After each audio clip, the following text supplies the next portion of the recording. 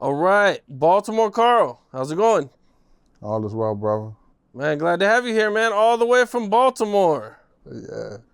Okay, that's what's up, man. You know, you've been going viral lately, man. Extra viral, controversial, detailing your life as a drug dealer in the city of Baltimore, largely, in the relation to The Wire, which is, I guess, that was like your era of being in the streets, man. So, what do you think about everything that's been happening? Uh, I think it's all good, man. It's what I signed up for. People in the comments, man. They say a lot of wild stuff, but for me, I mean, nothing bothers me, especially when you used to being in the streets. But I've seen a lot of wild stuff, man. I shared the story about my grandmother. Somebody said my grandmother was a piece of trash. Some people said that, oh man, that man ain't never been in the streets, and that he's lying, he's capping, all that. But for me, it's all perspective. It feels great because that shows that I done polished myself up enough that people can't really tell what I used to be or who I used to be. You feel me? So, I mean, it's great, man. Especially meeting people like you, man. Yeah, I hear that, man. I appreciate you too. Some of the most interesting stuff that I found you talking about was the transition from heroin to fentanyl. And that was during your era, right? Absolutely. Okay, so when you got into the game, it was all about heroin. Oh, yeah. And then it switched to fentanyl. Now, when did you see that switch happen? Maybe like 2014, 15, something like that. 14, 15. And what was the differences that you seen? Great question. So originally, as I explained before, right? I'm only speaking on my experiences. This is my story, what I've been through and what I've actually experienced in Baltimore. To be a dope boy, number one, you had to have money to be a dope boy. So fentanyl is so much cheaper than heroin was. And at that time, man, people were walking past their traditional dope dealer, right, to go get the fentanyl. It was no comparison. Now at this point, I think years later, people are, aware that it's no going back to the heroin, in Baltimore. I'm pretty sure there's heroin in different places, but in Baltimore, there is really no heroin at all. It's all fentanyl. And the thing is, at that time, man, the users were presenting like it was like God's gift, man. Like what? It's cheaper, it's strong, they were saying that it held them longer, but now, of course, after over a decade of having nothing but fentanyl in a town like Baltimore, I think people really understand how destructive it is, and they wish they had that regular H back, because the thing was, with the traditional heroin, you can have a life. You could still go to work, function, have a family and everything. But this fentanyl, with everything else that they putting in it, it's destroying people, man. And it's at least 9 different variants of fentanyl. So it's not like traditional fentanyl. And people have to understand, the fentanyl that you might get in Milwaukee or Cali might not be the same fentanyl that's in Baltimore or the East Coast at all. So people who never been on the dealer side, they're only thinking about it from the user side. Like, man, I remember this. The heroin had, held longer, this and that, which I do agree with. But the thing is that heroin is not as potent as fentanyl, but it has a better high and it lasts you longer. You understand what I'm saying? But when fentanyl dropped in Baltimore, I remember, man, like I was outside hustling and we had real heroin, right? And when that fit started to drop, nobody was coming to us no more, man. So you had to adjust to the game. So now that means that, you start mixing your heroin with the fent, then like they still didn't want that. They just wanted that straight fent because whatever it was doing to them, it was a lot more stronger than what the traditional heroin was. But now, as I said, people wish they had that H back because it's no alternative. I mean, the cartels, everybody, why would you put the heroin out if the fentanyl is much cheaper? You understand what I'm saying? It means that more people have access to buy it comparison to back in the day when people had to, you had to have a lot of money. Are people shooting it like they would shoot heroin? Man, shoot it, smoke it, sniff it. You know what I mean? And one of the biggest problems is that they're pressing it into pills. So in Baltimore and, the surrounding states, they have people who have pill mills where they are making, pills that, may look like a Percocet, but it's not. It's all fentanyl. And I personally know from working in the hospital setting that people die from that because it's so much stronger. So when they take that one pill thinking that it is a prescription perk that's being sold illegally, the impact is it overwhelms them and they essentially die. And you said they're getting so good at the fake perks that they look real? Right. It used to be a time where you can kind of just you can look at them. There's certain things you can do to them, like once it's in your possession, and you could tell that it's not, actually authentic. But nowadays, man, it's man, I've seen some of the pills from clients who come into the program and we see what they actually have. And when tests are ran or whatever, it's 100% fentanyl, which meant that that's a lethal dose, Okay, so this is what I've never understood about fentanyl. Is okay, you're saying it's a lethal dose. So are you supposed to cut fentanyl? Yeah. So when I'm saying the lethal dose, I'm speaking specifically about the fake pills that they're pressing. But when you're selling fentanyl as heroin for heroin addicts, you do have to cut it because it's still that same lethal dose when you're putting that much in you. So you will cut fentanyl traditionally the same way you will cut heroin. But benzofentanyl is so much stronger, you can put more cut on top of it to expand your profit margin. And I think you said there was a different type of cut that you have to use than with heroin? No.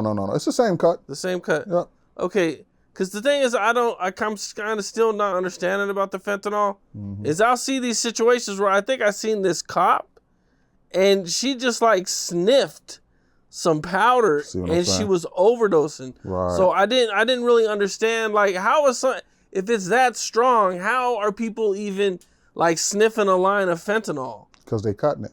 So the traditional cut in Baltimore is bonita and quinine. You understand? So you would mix your bonita, your quinine up to how much you want it to be.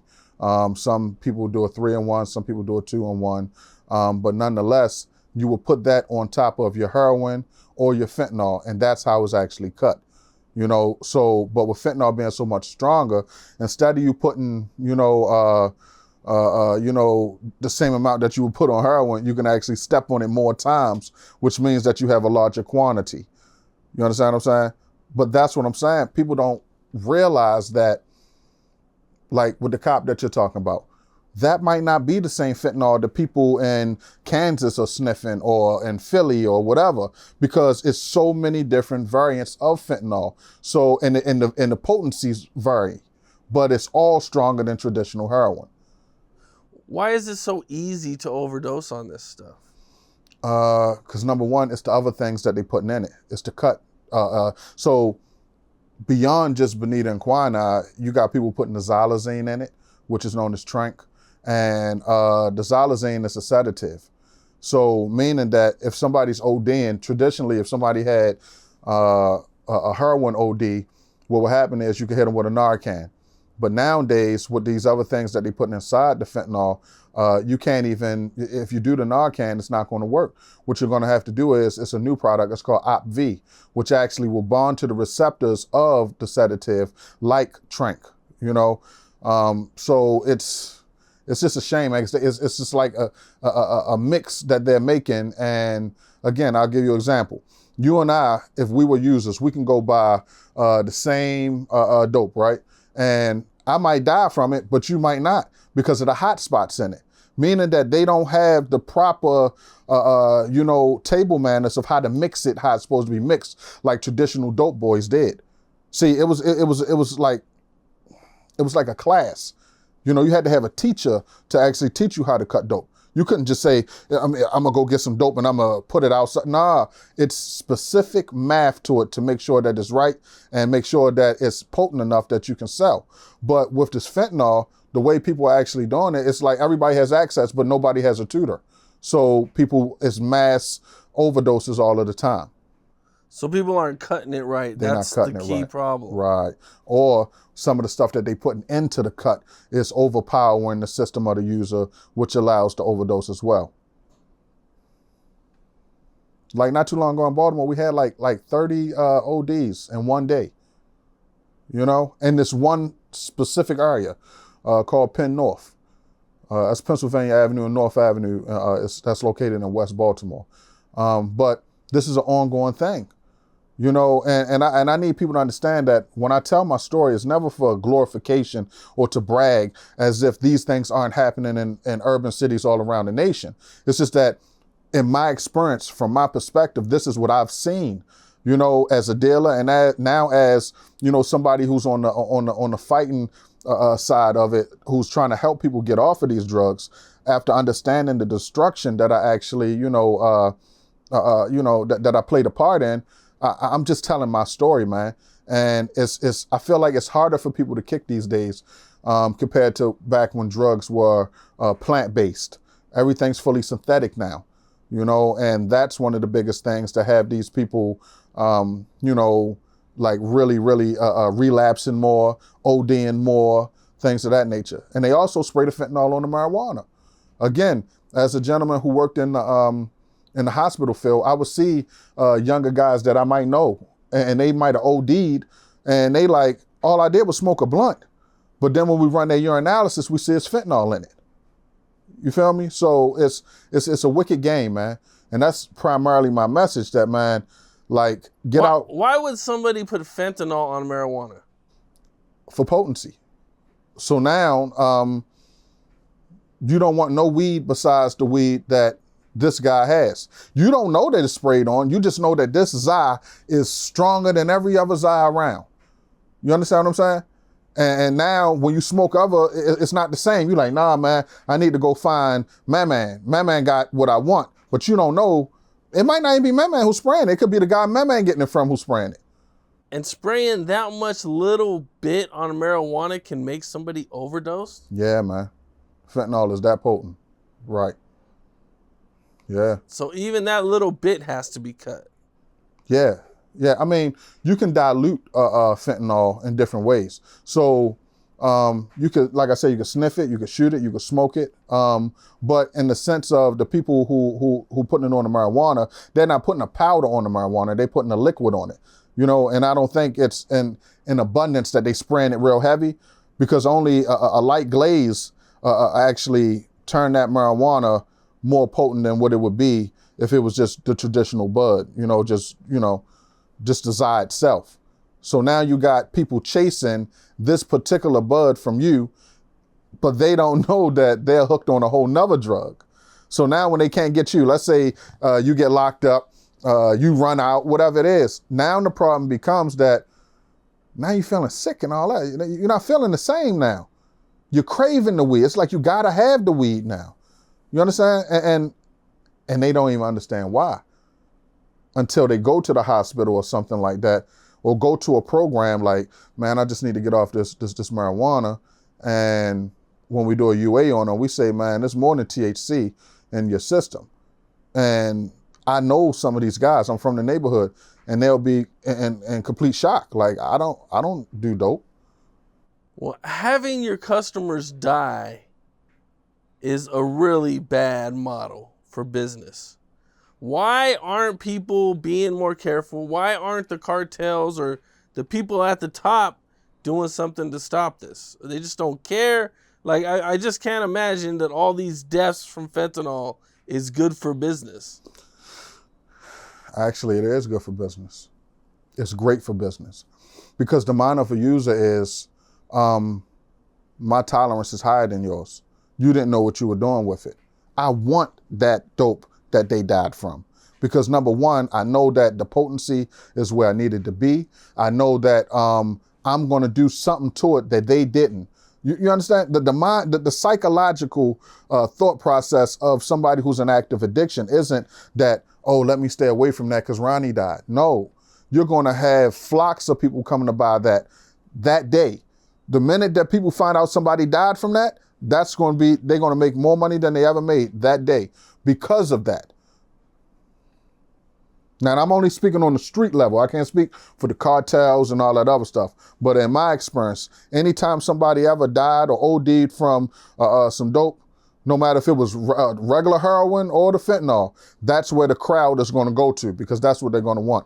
Because number one, you have so many dopes that's not going to get them out the gate. It's not as strong as they would like it to be. So if they say somebody died from it, that means that's highly potent. They, in their mind, it's like, well, they took too much of it.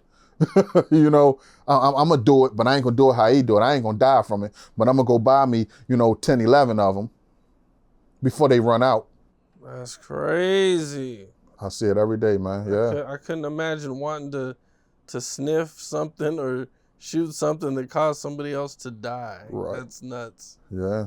Well, one of the big overdoses that was in the news, man, was Mac Miller. In 2018, he died, and a guy sold him a fake OxyContin pill that was laced with fentanyl, and the seller didn't even know it.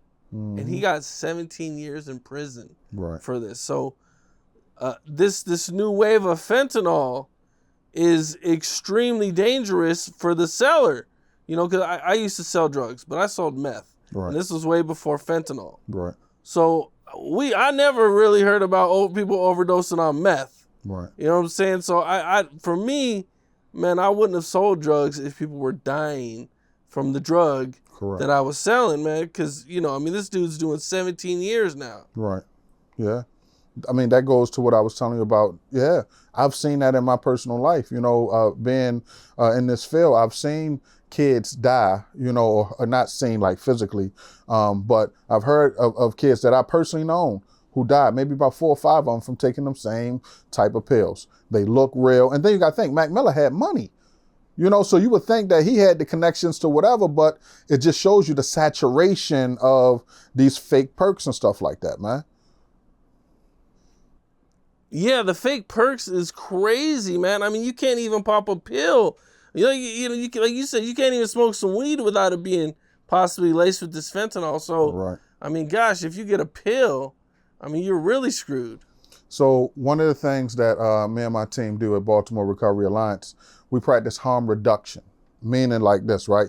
So it's almost impossible to have somebody who's been doing drugs for 20, 30 years just say, hey, stop everything one day, right?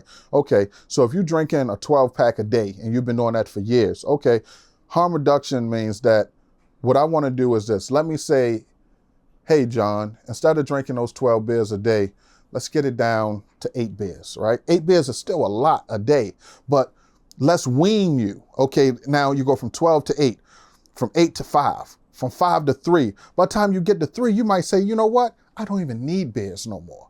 You feel me? So I say that to say that it's other ways to address the disease of addiction, because largely what I find is always convictions. These people don't need conviction. They don't need jail. They need treatment. You understand what I'm saying? And I don't think the government looks at it that way because it's very profitable. I mean, like what y'all got here? Skid Row, right? Yeah, man. LA has attracted a lot of homeless people and a lot of people who are on drugs. I mean, mainly, you got San Francisco where I think it's legal to do drugs. Like they're not arresting people. So you got all these people who do drugs that just go up there. It's crazy. Right. Some of the California laws are crazy. Right. Mm-hmm. You said there's 9 different variants. At least 9. So what is the difference? Can you run a couple of them by me? So the difference is the varying potencies. So you have fentanyl, carfentanil, and the thing is that, so the urinalysis cups, right? So when somebody comes into treatment or into the hospital, the cups that we use, right? If it's one of those variants, it might not catch it. So I could have John Doe sitting here in front of me and I can see that he's noticeably high. And the thing about the difference between different towns is this, because I've hustled in different towns, and I've seen people who do heroin in different towns, just to take it back, and they got like a little rubberneck to them, you know. But in Baltimore, right, the way that our dope you know, is cut, people do a whole lean. I'm talking about like this, you understand? But they never hit the ground. You know, it's like magic, you know. But I say this to say that with these other variants and the variant potencies, if you like, it's almost like being behind the ball, because the urinalysis cups aren't even up to date enough to catch every variant because there's so many. You know, these drugs are changing every day. So again, we can have John Doe right here. Let's say you and I are counselors. We say, hey, John, we want to get you, or he come down and say, hey man, I want to get some help. We try to get him some help, but when we UA him, he might lie to us like, man, I'm not high, but we can see that he high out of his mind, but nothing's coming up in his urinalysis. You understand what I'm saying? So this is one of the problems that we face in this field, that with these different variants, it's hard to detect.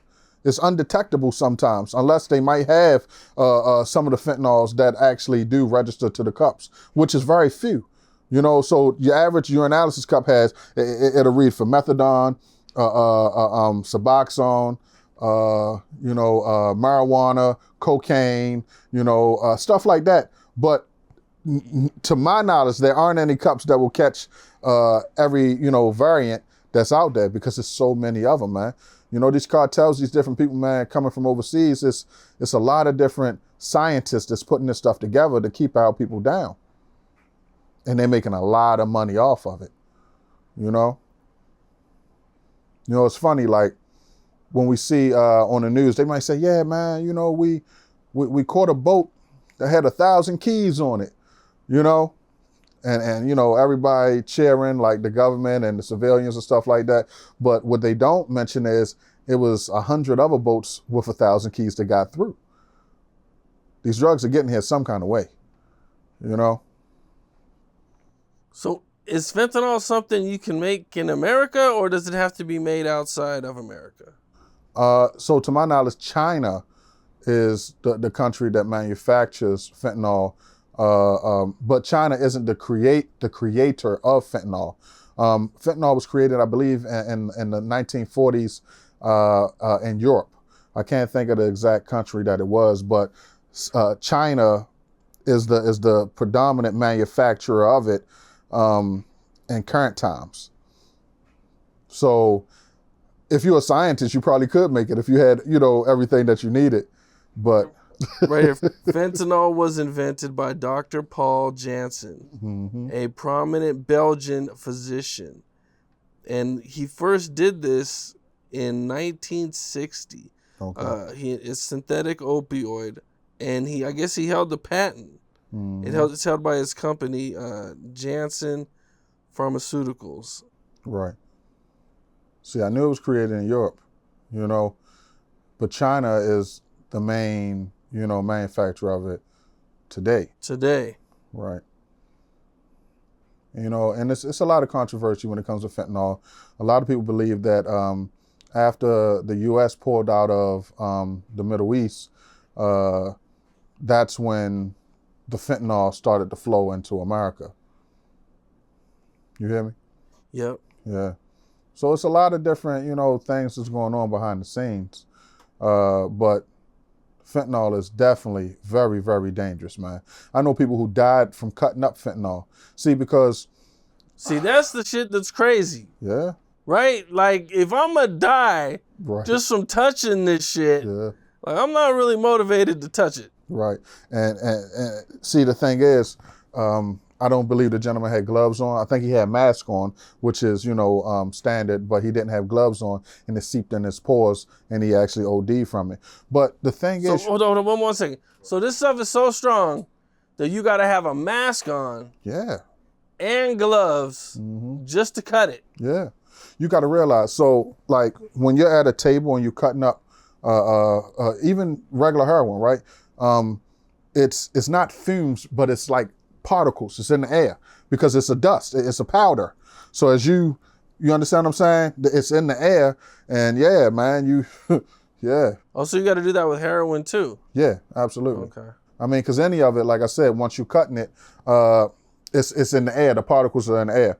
You know, so like for instance, if I walked in here on you and you was doing it, I would see it'd be a little cloudy in here.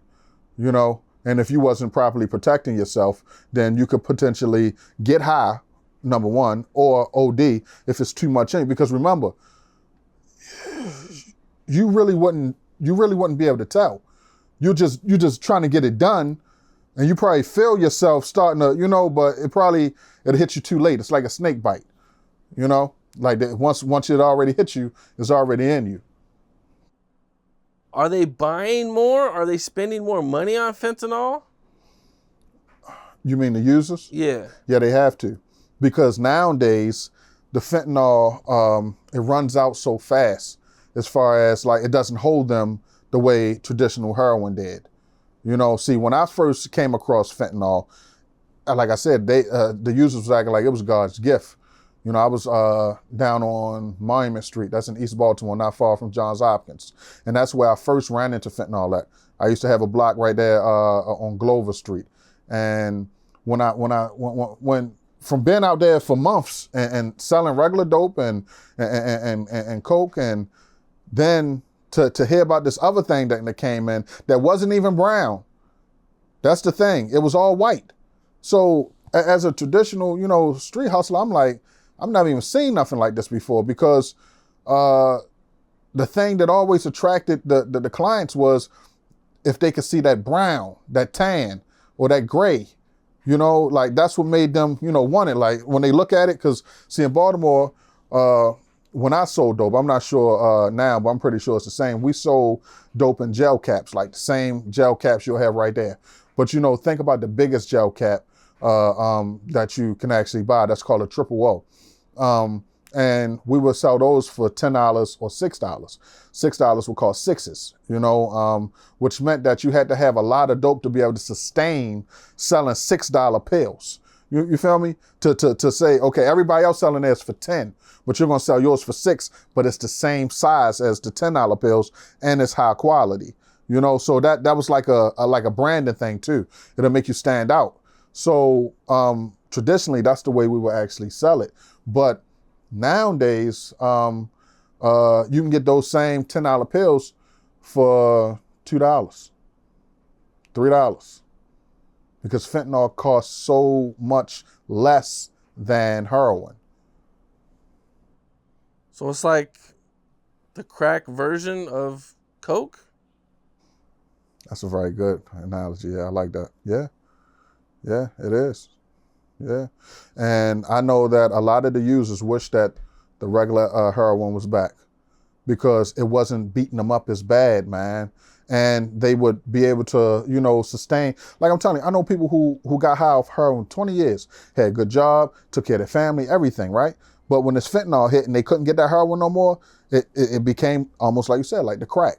Like the crack just, like it just warmed straight down. Because now, see, selling dope in Baltimore is traditionally a early man sport, like early bird gets the worm. So you had to be out there like around 6 o'clock, 7 o'clock, because you want to get that morning rush. All of the professional people, the doctors, the lawyers, the nurses, you know, the electricians, all of these type people, they come to get their dope so they can fully function throughout the rest of the day. You understand me? So, but now with this fentanyl, it doesn't hold like that. So now they gotta keep coming back more often. You understand me? Which means that it's really not sustainable for a person who's working a professional job somewhere, that, oh, you got to keep leaving every couple hours, or you got enough that morning, but it's so strong or whatever. Like you can't hide it. You used to be able to take a match head. A match head meaning that if you can imagine a match, and you know how the tip of it look, that would be enough for somebody. If it was some good dough back in the day, just get one of them, put that up in them, it'll get them right. You understand? Not get them high, it'll get them right. Because what happens is, when a person is dope sick, they call it heavy. So this is what a person will come out. They come out in the morning, they'll be like, man, I'm feeling heavy, man. I need to get something in me so I can feel good. Meaning that your body, you feeling sick, nauseous, diarrhea, you know, vomit, headaches, sweats, all of that, until you get some dope in you. You feel me? And what I'm saying is that match hit back in the day used to be able to get you right, just so you can get to work, whatever, whatever. Because you don't. I'm just talking about the working people, you know, because you don't want to be at, let's say, man, I knew surgeons and stuff, you know what I mean? Really professional people. And you can't be, you know, nodding off and you doing, you understand what I'm saying? So you want to put enough in you that you can function throughout the day, get home, then party, get high, whatever, and just rinse, wash, repeat. That's how it traditionally was. But with this fentanyl, it's so strong, man, and it doesn't last as long, which means that they're chasing more often. And you mentioned it being a lot cheaper. Mm-hmm. So, okay, are you making more money with fentanyl too? Or is it just cheaper for them? Or is just everybody making more and getting more out of it? So what I would say is, so a brick of fentanyl, to my knowledge, was, and this was years ago, was about $7,000-8,000. You know, $7,000 to $8,000. A brick of heroin back in the day was upwards of maybe $100,000. You know, that's why I said it costs to be a dope boy. You know what I mean? That's why traditionally in the game, dope boys always got the most money, because they had built-in clientele. People had to have this. You know, like, so you know that Miss Sarah is going to be there in the morning because she got to have this as long as you're keeping it good. So the profit margins are the same though. So yeah, so people who buying the fentanyl for $7,000, but you could still make hundreds of thousands off of that brick. It's a lot cheaper than if you had to pay $100,000 for it and you making, you know, you understand what I'm saying? So yeah, it's cheaper, but it's more destructive. People not enjoying it. You understand? Like people, it used to be like a euphoria when a person did heroin. It was a certain kind of feel that they would get. But now the fentanyl is just like, it's trash. And a lot of people are, you know, upset that they can't get that heroin back. You know, and like I've seen in other towns, they said, man, we still got heroin here. We got, you know, but in Baltimore, to my knowledge, and from my experience being in this game and on this career path, I haven't seen anybody test positive for heroin in a long time. Really? It just really just killed the heroin market like Killed that. the heroin market, yeah. Because what it did was it allowed saturation. Let me give you an example. So again, remember I said that in order to be a dope boy, you couldn't just have money. You had to have somebody who knew how to put it together, you know, to make it good. But now you could take somebody who's just working a regular 9 to 5, it's tax time, and they take that tax money and go buy some fentanyl. They don't know nothing about the game, about mixing it or none of that, but now they out here with a concoction that's most likely gonna kill people. You understand what I'm saying? Because it's no rules anymore, man. These people, you know, they doing whatever they want to do. So everybody has access to the game now, essentially, when it used to be gatekeepers. Like you had to know somebody to really, you know, like if you had to know somebody to get something good, then you had to know somebody who knew how to cut it, then you had to know somewhere to, you know, it was a process. But nowadays, you can just get it and just, you know, try to sell it anywhere, per se. You know, one of the things too, besides marijuana that I've heard of them cutting it with, was also, you know, they'll cut coke with it, they'll cut meth with it. So what is the point of cutting it with fentanyl? Is it because fentanyl is cheaper and it still gives them this extra high? Good question again. So back in the day, right, you would have what was called speedballing. Speedballing was when if you had some dope, you had some coke, you know, you might sniff some dope, then you sniff some coke. Because remember, the dope is a downer. So now you like this, but the coke, if let's say you're just doing them separate, the dope is a downer, right? The coke is an upper. But when you put them together, it kind of puts you somewhere in a middle that it like that really felt good. You understand me? So now, instead of having that option of doing the speedball, they just mixing it with it, you know, which is giving you an alternative high than just sniffing some powder or smoking some crack. Yeah, because they mixing it on the crack as well.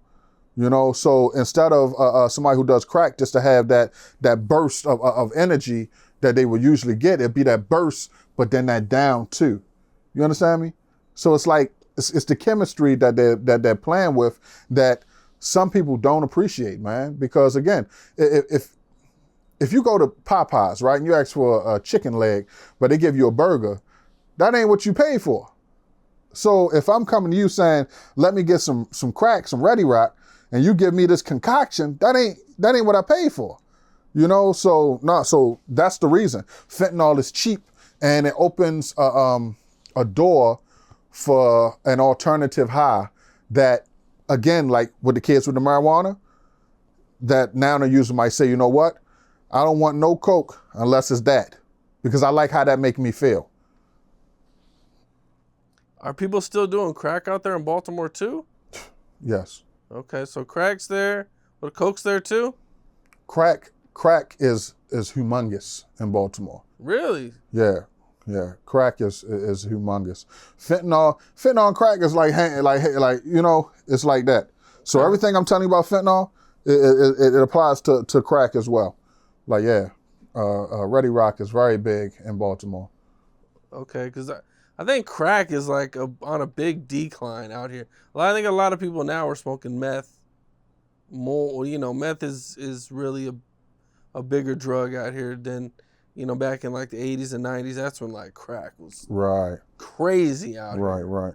Yeah, I know meth is available in certain counties in Maryland, but in my experience in Baltimore, crack cocaine is still one of the top sellers. So meth isn't really out there in Baltimore? Not in Baltimore City, to my knowledge. Yeah, I haven't really seen a lot of people test positive for it. But in surrounding counties, it is there. It is in Maryland, though. I'm not saying that it doesn't exist.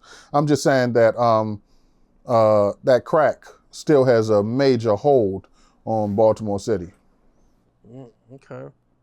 I mean, like major. Now, when you were outside, The Wire was going crazy. Right. Man, you know, what was your thoughts on it? Did you know, what did you hear about it? You know, what was that like?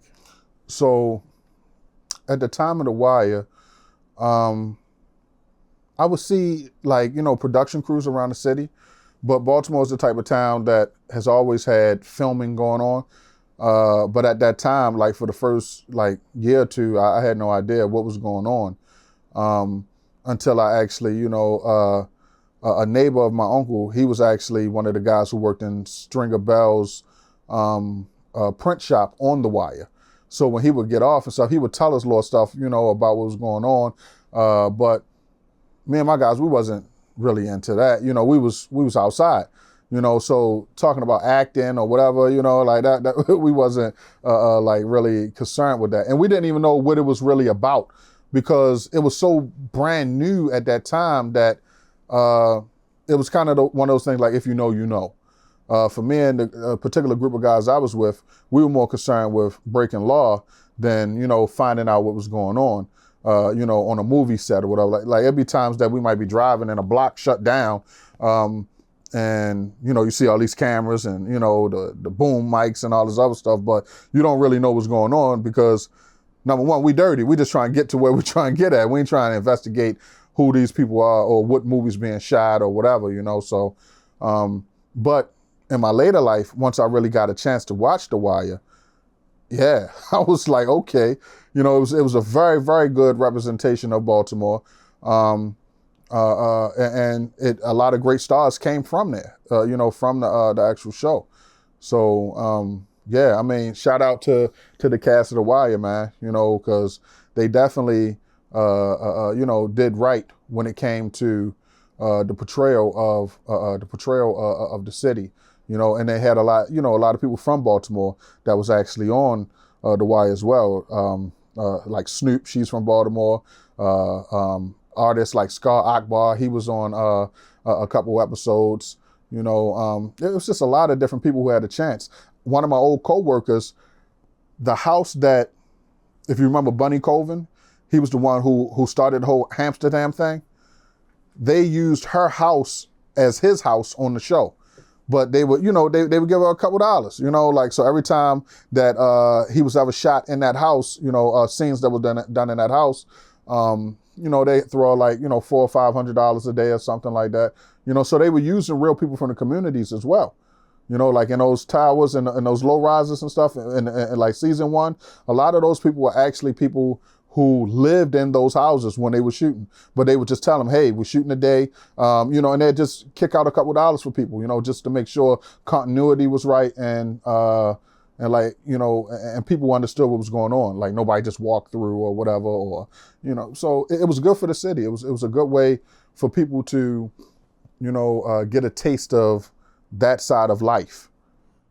You mentioned it was a good representation of Baltimore, and that, you've seen things in there that reminded you of Baltimore. What were some of those things? Well, my mentor was Dante Fat Tater Barksdale.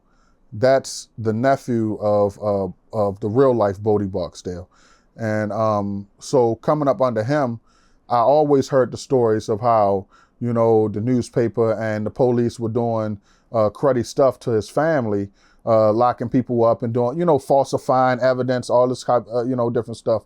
R.I.P. to Fat Tater. But it was a good representation because when I watch it, it's really Baltimore. It was a few inconsistencies as a Baltimorean that I actually saw, but nonetheless, I mean, nothing's perfect. But I would say it was pretty close. It was spot on with a lot of the corruption, that has been, within the city and state government. But remember, The Wire is an old story that they modernized.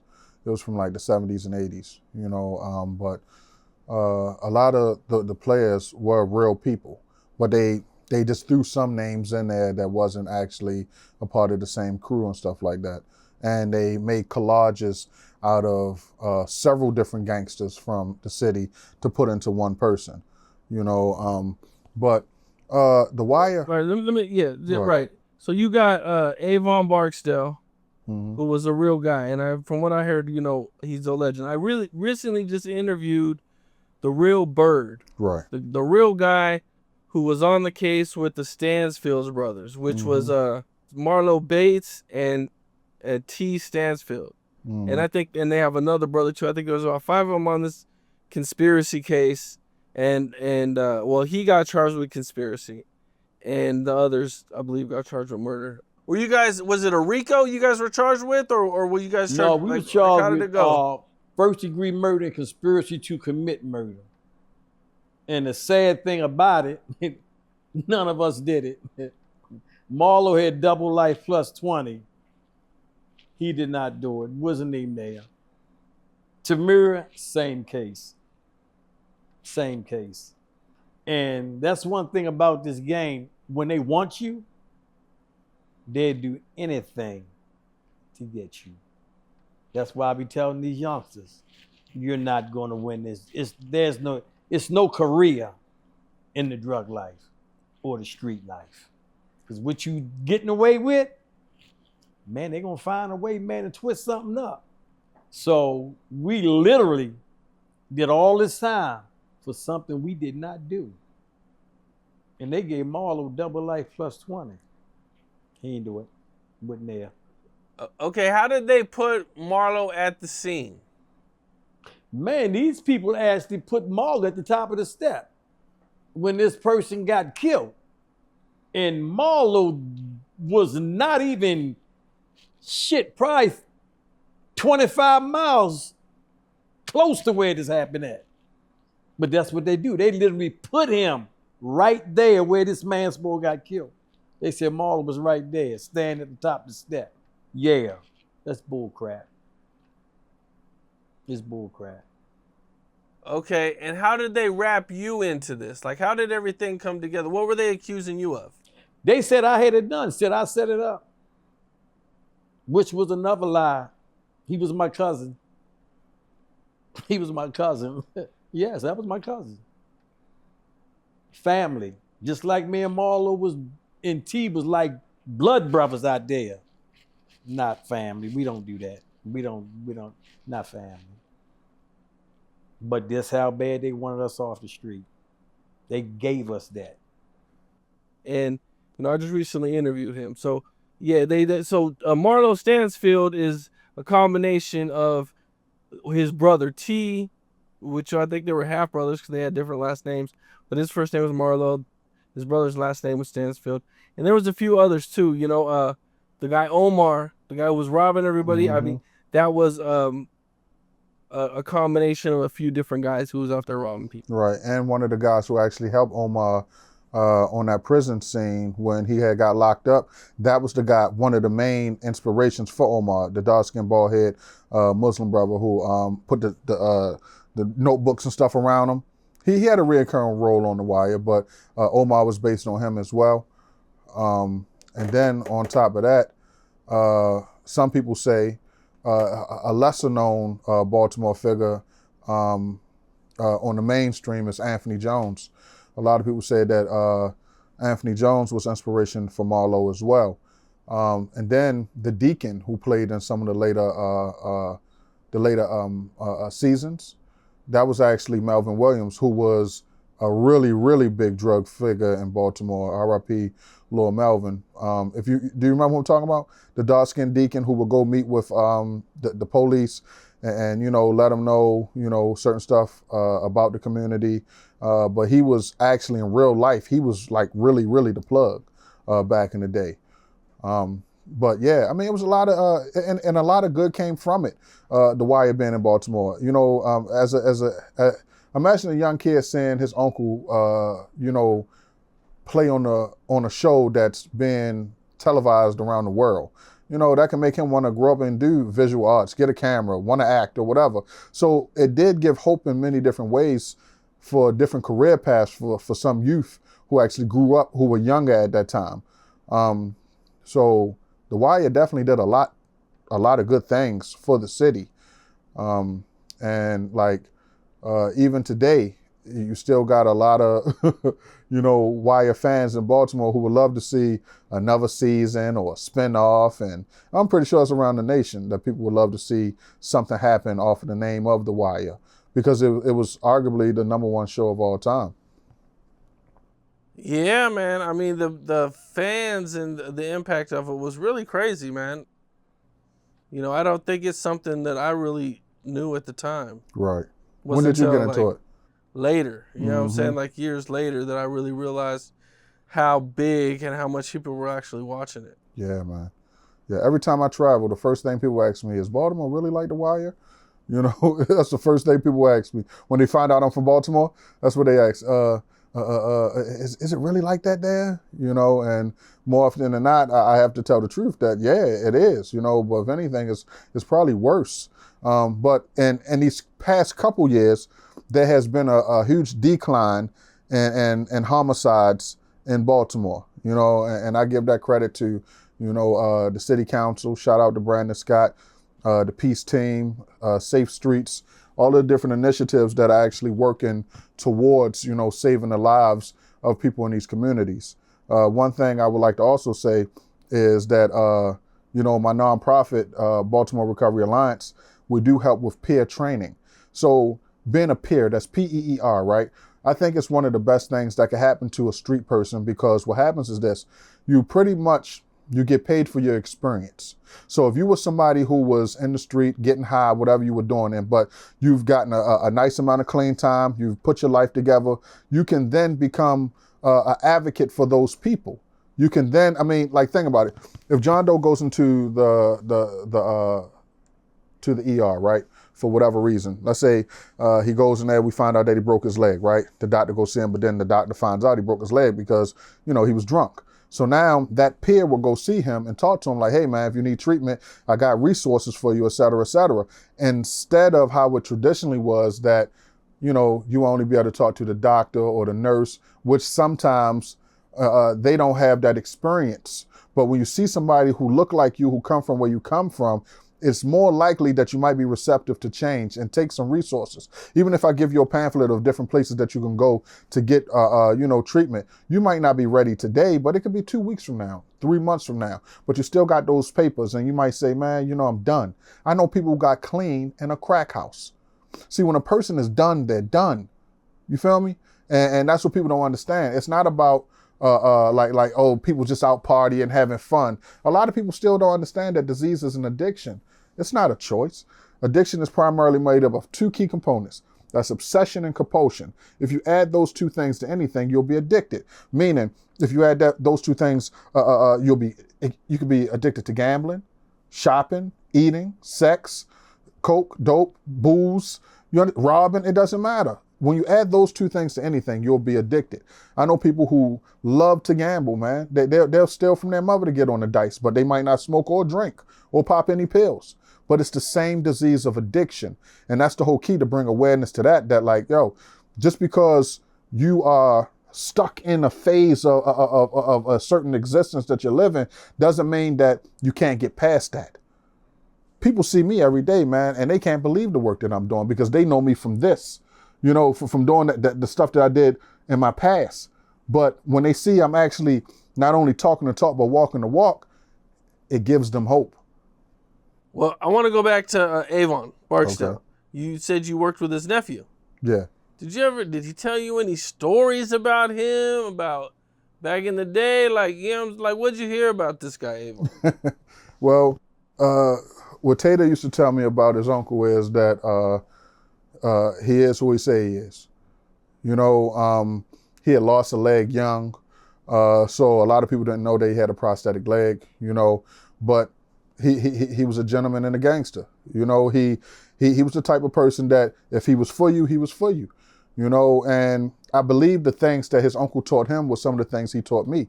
Just being respectful, being on time, like just different traits of when I was outside, because he had came home from prison and cleaned his life up.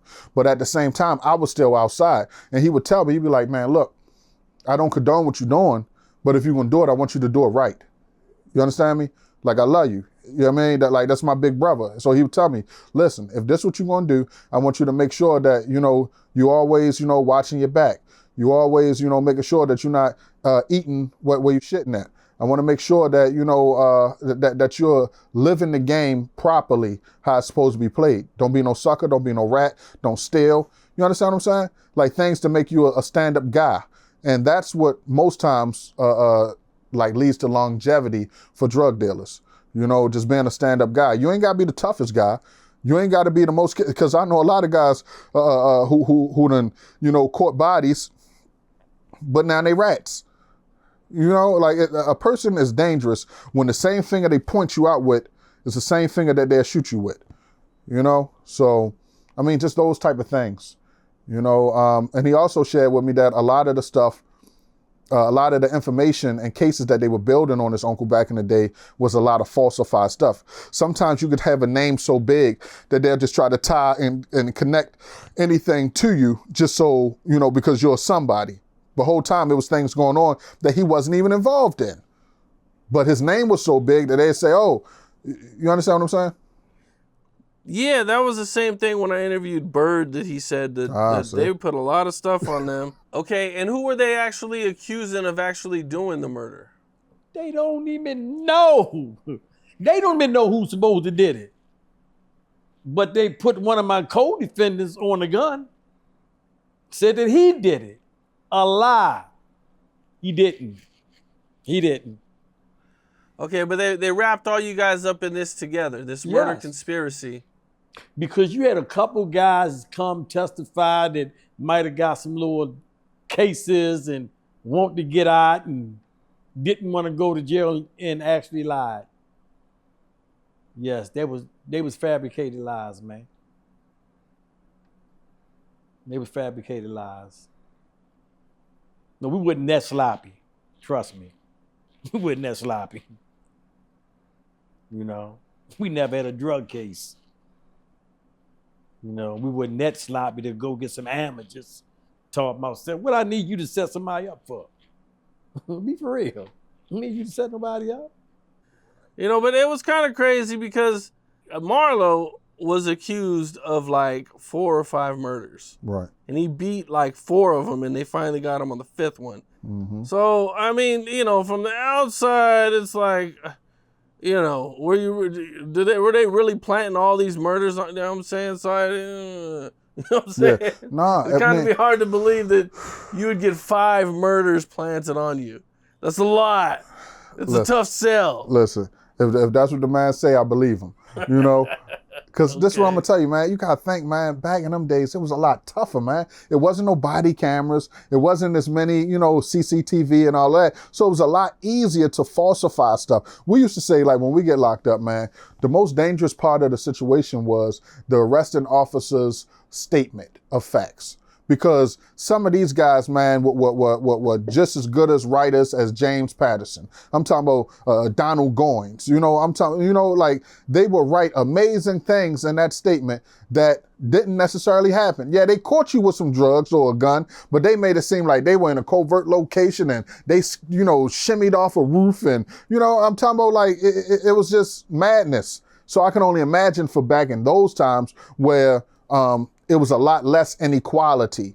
It was a lot less, it was no cell phones for somebody to be, record when you're getting locked up or whatever. You understand what I'm saying? Like, that take me to the Gun Trace Task Force. Those guys were some of the cruddiest police in Baltimore City history. They all got fed time. One of them died, one of them home, one of them just wrote a judge trying to lessen his sentence and all that. But these guys were robbing, killing, stealing, selling drugs in Baltimore, and the thing was, they'll go rob Peter and come to you, say, hey, man, I got 3 bricks. I just now kicked this guy's door. And look, sell this, give me my part, blah, blah, blah, and I got you. I'm going to give you some protection. I'm going to let you know when the other police, you understand what I'm saying? Like, it was organized crime, like on its highest level. So for a Baltimorean, it's kind of hard to trust those same people when this is the history of them. So when the Gun Trace Task Force got arrested, they wasn't the authors or the beginning of this corruption. So when a gentleman like Mr. Stanfield or Bird, say that these things happen, I can believe it, man. Because we call Baltimore. I'm not saying that the police aren't crooked and that they wouldn't put a body on anybody. Mm-hmm. But 5, I'm just saying, 5 of them. When they want you, it's a tough sell. That's all I'm saying. I get it. That's all I'm saying. When they want you though, man. That's a fact. Like they I mean, you got to think they got almost unlimited resources. They will live, sleep, and die just thinking about how to get you because of whatever reason or whatever informant that said something. And it's wild, man. But again, it's not unlikely. Especially for those times. Like you said, the gentleman did what, 37 years? So think about 37 years ago.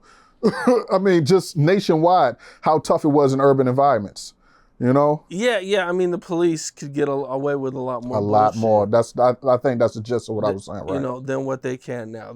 Mainly because of the cameras. Right. The cameras, and it's work both ways too. There's 90% less police brutality when cameras are around. Right. And there's 90% less complaints, false complaints about the police when cameras are out. So the cameras just keep mostly everybody, honest. Quiet, yeah. Because you really can't lie if you're on camera doing something. It's really tough. Right. Yeah, I mean, because even those guys I was telling you about, they had broken a house, raided a house or something like that. I think it was like $300,000 in a safe. And what they did was they cracked the safe open, took all the money they wanted, left a certain amount in there, and then they activated the body camera as if they just had found it. Like, oh, look what we found. But they already had took what they wanted and splitted all the money up. So yeah. They still find ways to turn them cameras off too. Yeah, but I think they're cracking down on that too and suspending them. And I think if you get caught with your camera off, at least in some places, I think it's a big deal. And sometimes they don't even have a body cameras still. Some places don't. That's horrible. Yeah. That's how, bro, if you were a cop, you should want that body camera. Mm-hmm.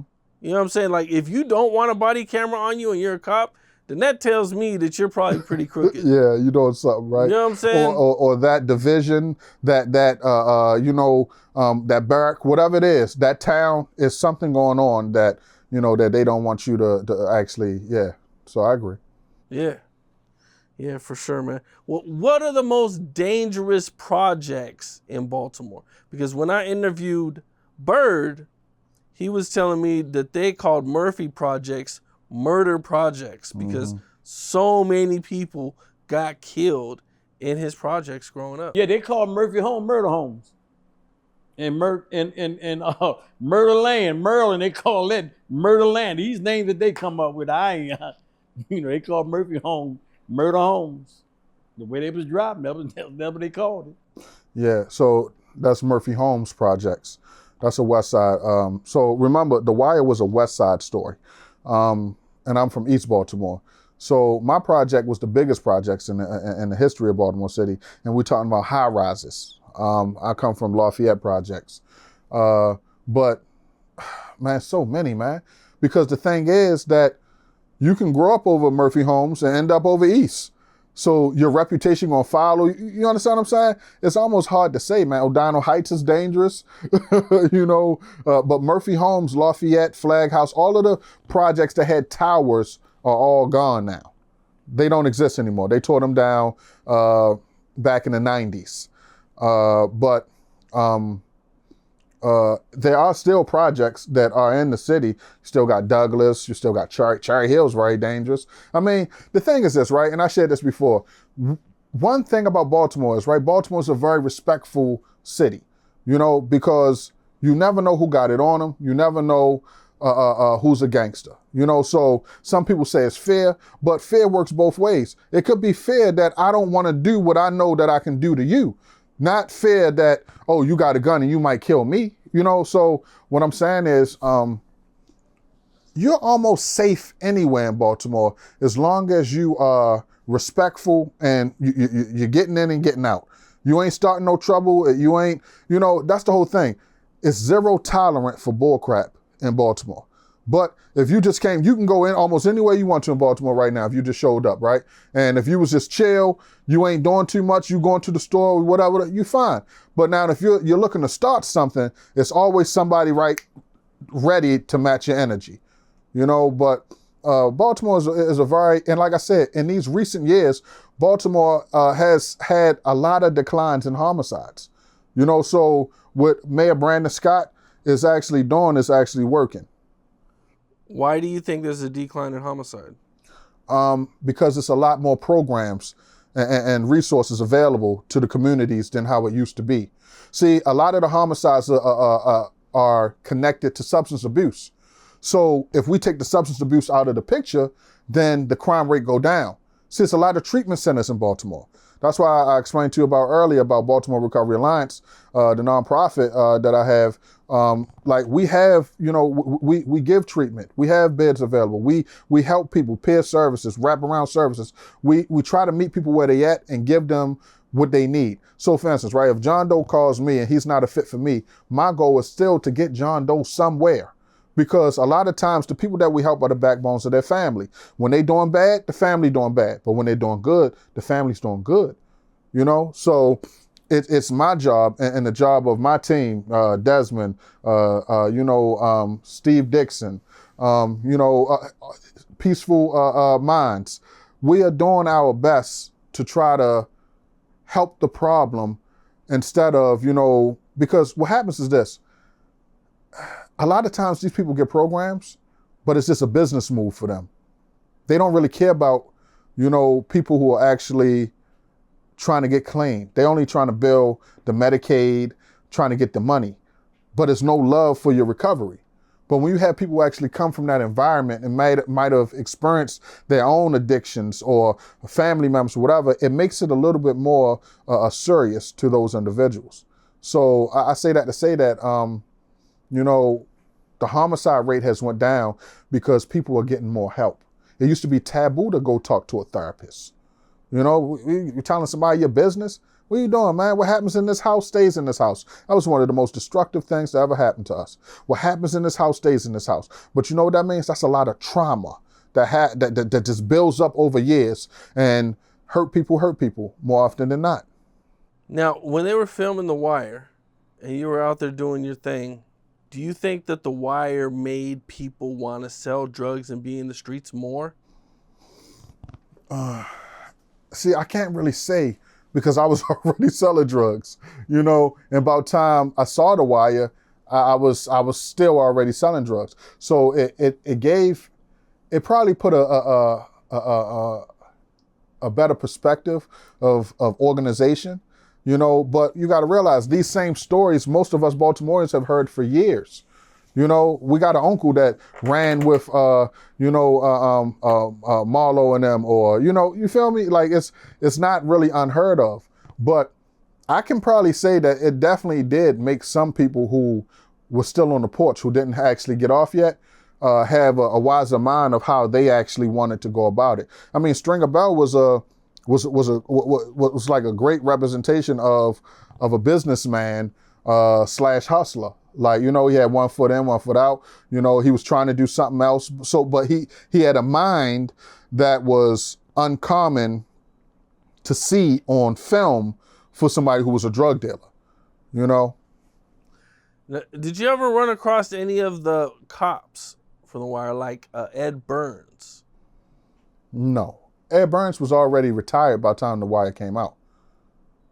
Okay. Yeah. So remember, the story of The Wire was, that was Ed Burns and the other gentleman who worked for the newspaper. Simon? Yeah, David Simon. David Simon. Right. But remember, David Simon also did The Corner as well. Have you ever seen The Corner? I never have, no. Yeah. So, he was a news writer in Baltimore, right? Right. And this is what Tater would tell me. Like, man, these guys together were creating stories and putting it in the news. Remember, it was no social media, so the newspaper was the social media at that time, and they were creating stories, you know, concocting stuff to make a person like Marlo seem like he was just the devil. You understand what I'm saying? Witnesses come forward and say this, and that about blah, blah, blah, you know what I mean? But a lot of times it wasn't true. Now, these guys were in the streets, but when you got these people who are Hollywood level writers creating, you know, narratives for the masses, I mean, it's the same tool that the government uses on different countries. They will villainize somebody, right? So when they take them out, it'll be like, oh, he was doing that anyway. It was only a matter of time for him to have to go. So they were doing it on a micro, you know, level though, using it in city government, you know, in comparison to, let's say, Congress, and I'm saying that Idi Amin is eating his people over there in Uganda, and he needs to be, taken out of power. But it's the same thing. They write a narrative to make the masses believe it, then they move in on you. And that's what they were doing to these guys, Avon and them. Like, oh, they did this, da, da, da, da. Then for the regular person who has never been in the street, and they just a civilian who working hard, they read this in the paper. They like, what's going on? He did what? This guy killed how many people? Why isn't he in jail? And you understand? And once they got that momentum going, yeah. So these guys were good, man. Ed Burns and David Simon. Can you imagine how many people they did this to who didn't get a part on The Wire? How many lives were destroyed? You know? And I'm not saying that some of the stuff they said wasn't true, but like, come on, man. So you're saying that they were like the original fake news? Yeah, like on social media where they'll just make up a story about somebody or something and it'd be completely fake. Right. Now, I'm not saying that's every story that they did. I wouldn't say that. But what I am saying is that it actually has happened, and I know people who it happened to. What's like the wildest story that you heard that maybe like was real from The Wire? Is there anything that comes to mind? Them vacant houses. Yeah. People, but again, remember they put a story together. So it wasn't like it was one crew doing that. But no, it was multiple people who've been found dead in vacant houses. You know, about time the city workers get there, whatever, the bodies are decomposed. And, you know, I mean, yeah, because there's a lot of vacants in Baltimore. You have to understand, man, that number one, I think the narrative is always going to try to make Baltimore seem worse than it is. So the powers that be can always keep the property value down.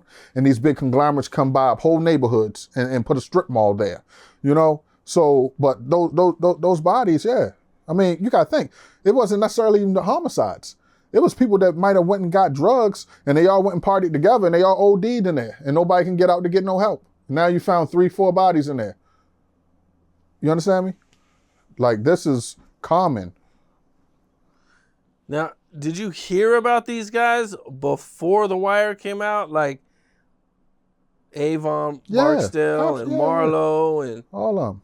Yeah, Stringer Bell's a real person. Yeah, all of them. Yeah. Remember, I told you, my mentor, is the nephew, blood nephew. They got the same last name, Barksdale. You know, so yeah, he would talk about this often because for him it was a preventative measure for his younger crew and people who were still active in the streets not to make those same mistakes. To let us know, boy, the police will do this to you. They did it to my family. They locked Tate up, I think, on his 18th birthday, I believe he told me. He was just graduating high school, and they gave him 10 years. But it was all wrapped up in all that other stuff because he's a Barksdale. See, that name means something in the city. Man. What do you think was the fakest thing about The Wire? Or what did they just get wrong, or just it was something that they shouldn't have had in it? Well, one of the biggest inconsistencies was what we actually call the police. See, they said narcos, what was it, narcos, whatever, but we call undercover narcotics detectives knockers, like knocking on the door. So anywhere, anytime, if they pulling up, they coming through, we're gonna say knockers out, knockers, you know. So that was one inconsistency that they actually had on The Wire, and just some of the players. Some of those people actually never mingled together, but they were names, you know, from that time. But other than that, right, Bird was nothing like the character Bird. The only thing that they used that was just the name, that he was just a high profile person from the 70s and 80s. Right. That was like the only thing. Like his well, what the character didn't really have anything to do with him. Nothing to do with this man at all. What do you think they got most wrong about The Wire? Shit, damn near everything they lied. What they got wrong about The Wire is they actually use real people names, real people stories, and said that they made these stories up. For instance, me and Simon, we go at it when the New York Times did a story on me in 2023. And when the story came out, January the 3rd, on the 2024, he wrote the New York Times telling the Times to take that down because that's not Bird. That's not who he was talking about. He was talking about a legend back in the 70s. First of all, I'm the only Bird from Murphy Home Project. Ain't no Bird in the 70s. Wasn't no Bird in the 80s. It was me. I'm the only Bird that Marlo, Tamir, and T, we co-defendants, you know? And so The Wire, the first story of The Wire is our actual case, you know? So he was telling them that that's not me and they need to take it down. First of all, New York Times gonna do their homework. They're gonna do their homework before they publish anything. So I wasn't gonna say nothing. So he kept getting on X talking trash. So the reporter that did the story, he said, Bond, don't even say nothing this. I mean, he just writing. So then I got tired of it. So I went online, said something to him. I did a little story on it, told him how much of a lie he was. I told him he took every last one of our names, made The Wire. He used our story, the first part of The Wire. Marlo, you use Marlo Stanfield. When you know he's Marlo Bates, you know Tamir is Tamir Stansfield. All these names, he said that he came up with these names. He got these names out of a hat. I mean, you do the math. You do the math. You know? So that's his issue. And I told him, I'd get him face to face anytime. And I tell him in his face, he's a liar. He know what he did. But one thing about Edward Burns, you ain't hear one word from Burns since all this been going on. Burns haven't said a word. Only Simon. But that's what I'm saying. They was just making a gumbo of the names that they knew at that time and just saying, oh, well, we're going to make this person this person that, et cetera, et cetera. Yeah, I mean, well, to answer your question, what I would say is this. Honestly, one of the biggest things that I think they did wrong was this, pretending that there was only one McNulty. it was 10 to 20 McNulty's in every department in Baltimore City. Yeah, so one of the biggest things that I think that was inconsistent with The Wire was that McNulty was unique.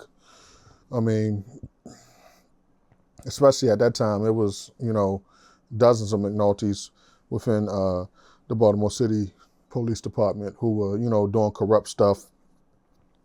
And I think that's the thing that the viewers don't get, that that McNulty was corrupt. Like that wasn't good police tactics. That was illegal. A lot of the stuff that he was doing, going behind his supervisor's back, talking to the judges, and the judges doing certain things for him. That was illegal. But besides the Knockers thing, the McNulty, it was pretty spot on. It was Baltimore. It was definitely Baltimore. Man, yeah, it was dope to see because, we don't really get like a lot from Baltimore, especially like hip hop. Like I don't know if there's been a real big artist, to really come out of Baltimore like, you got out of New York and LA and Atlanta. I know, man. I'm glad you touched on that point, right? So, man, like right now, I got like the soundtrack to Baltimore. I got a good friend and a brother of ours, Lord Bruce. Bruce is the blood brother of Mary J. Blige. So this guy, man, he's amazing. He's a producer, and he's been with me and my brothers, VG Nation, shout out to Just, for a long time. And like, even when I told you about Dante Barksdale, I'm currently shooting, like a film on him, which is kind of like an extension of The Wire, telling those other stories and tales that The Wire didn't touch on, but from another generation. You understand me? Because that was his uncles and them that went through the things that, they went through back in, like I said, like the 70s and 80s. But he was, around in the, the 90s and 2000s. So it's a more modern tale, So, man, I think that with what we got going on, we can actually give the world that sound that Baltimore has. Baltimore got a lot of dope artists, man. Shout out to Young Moose, Lord Scooter, R.I.P. There's so many people that are very talented from Baltimore, but for whatever reason, we never really break that barrier that get us that national acclaim. Like I know the city was very excited when Boosie actually took Young Moose under his wing, and like really, like took him around, let him go on tour with him and stuff like that. That was a good look, but it's a lot of gun violence in Baltimore, and a lot of those artists that start making their way to that, to that plateau, what happens is they end up getting killed. It's like a crab in a barrel type of thing. As soon as somebody about to make it out, it's like, like when a crab is like trying to get out the pot, another crab grab it and just pull it right back down. So I say that to say, man, that I think the way things are going now with the connections and stuff that we currently have, I think Baltimore is definitely one of those towns that people want to hear from. So any producers, anybody who's looking to do some business with Baltimore, I don't care if you're film producer, music producer, reach out, because we got a lot of untapped talent there.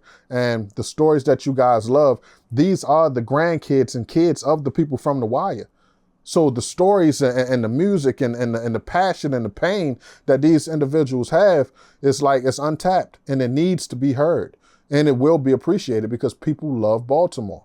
And yeah, definitely stay on the look for that, man. We're gonna do the movie for Fat Tater. We got the music.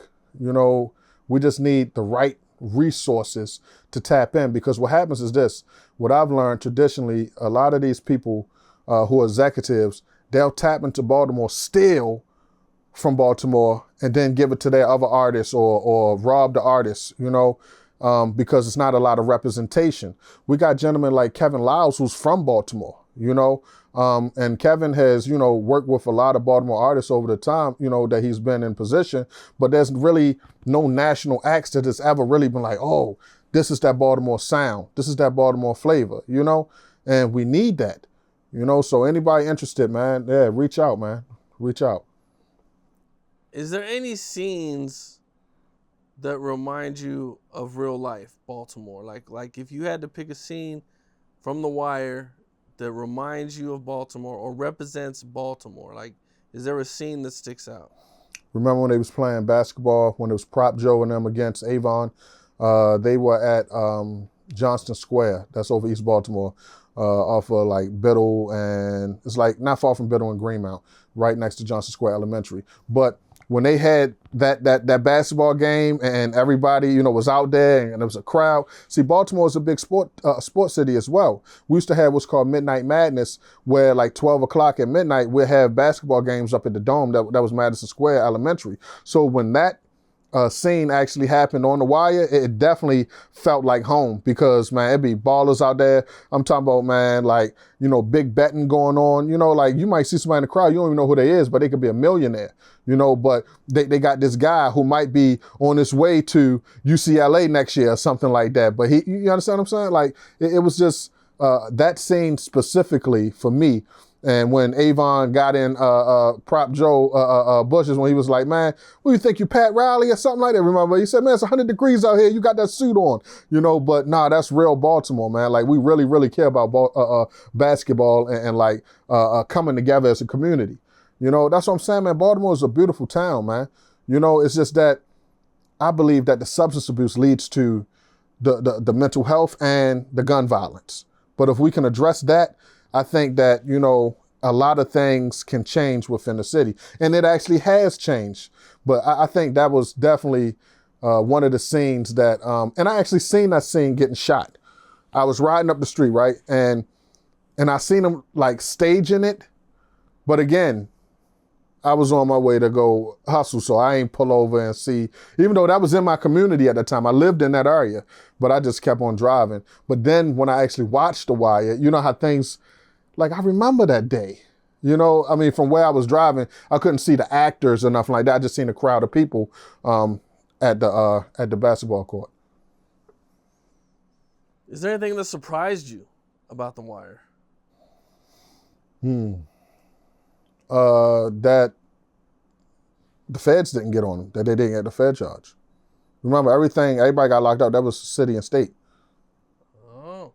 Yeah, so nobody got Fed time in The Wire, to my knowledge.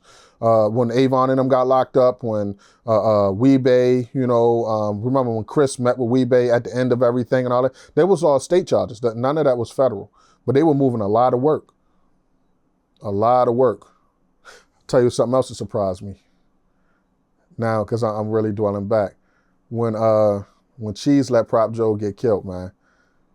That was, you know, Method Man, who was playing Cheese, which was the nephew of Prop Joe.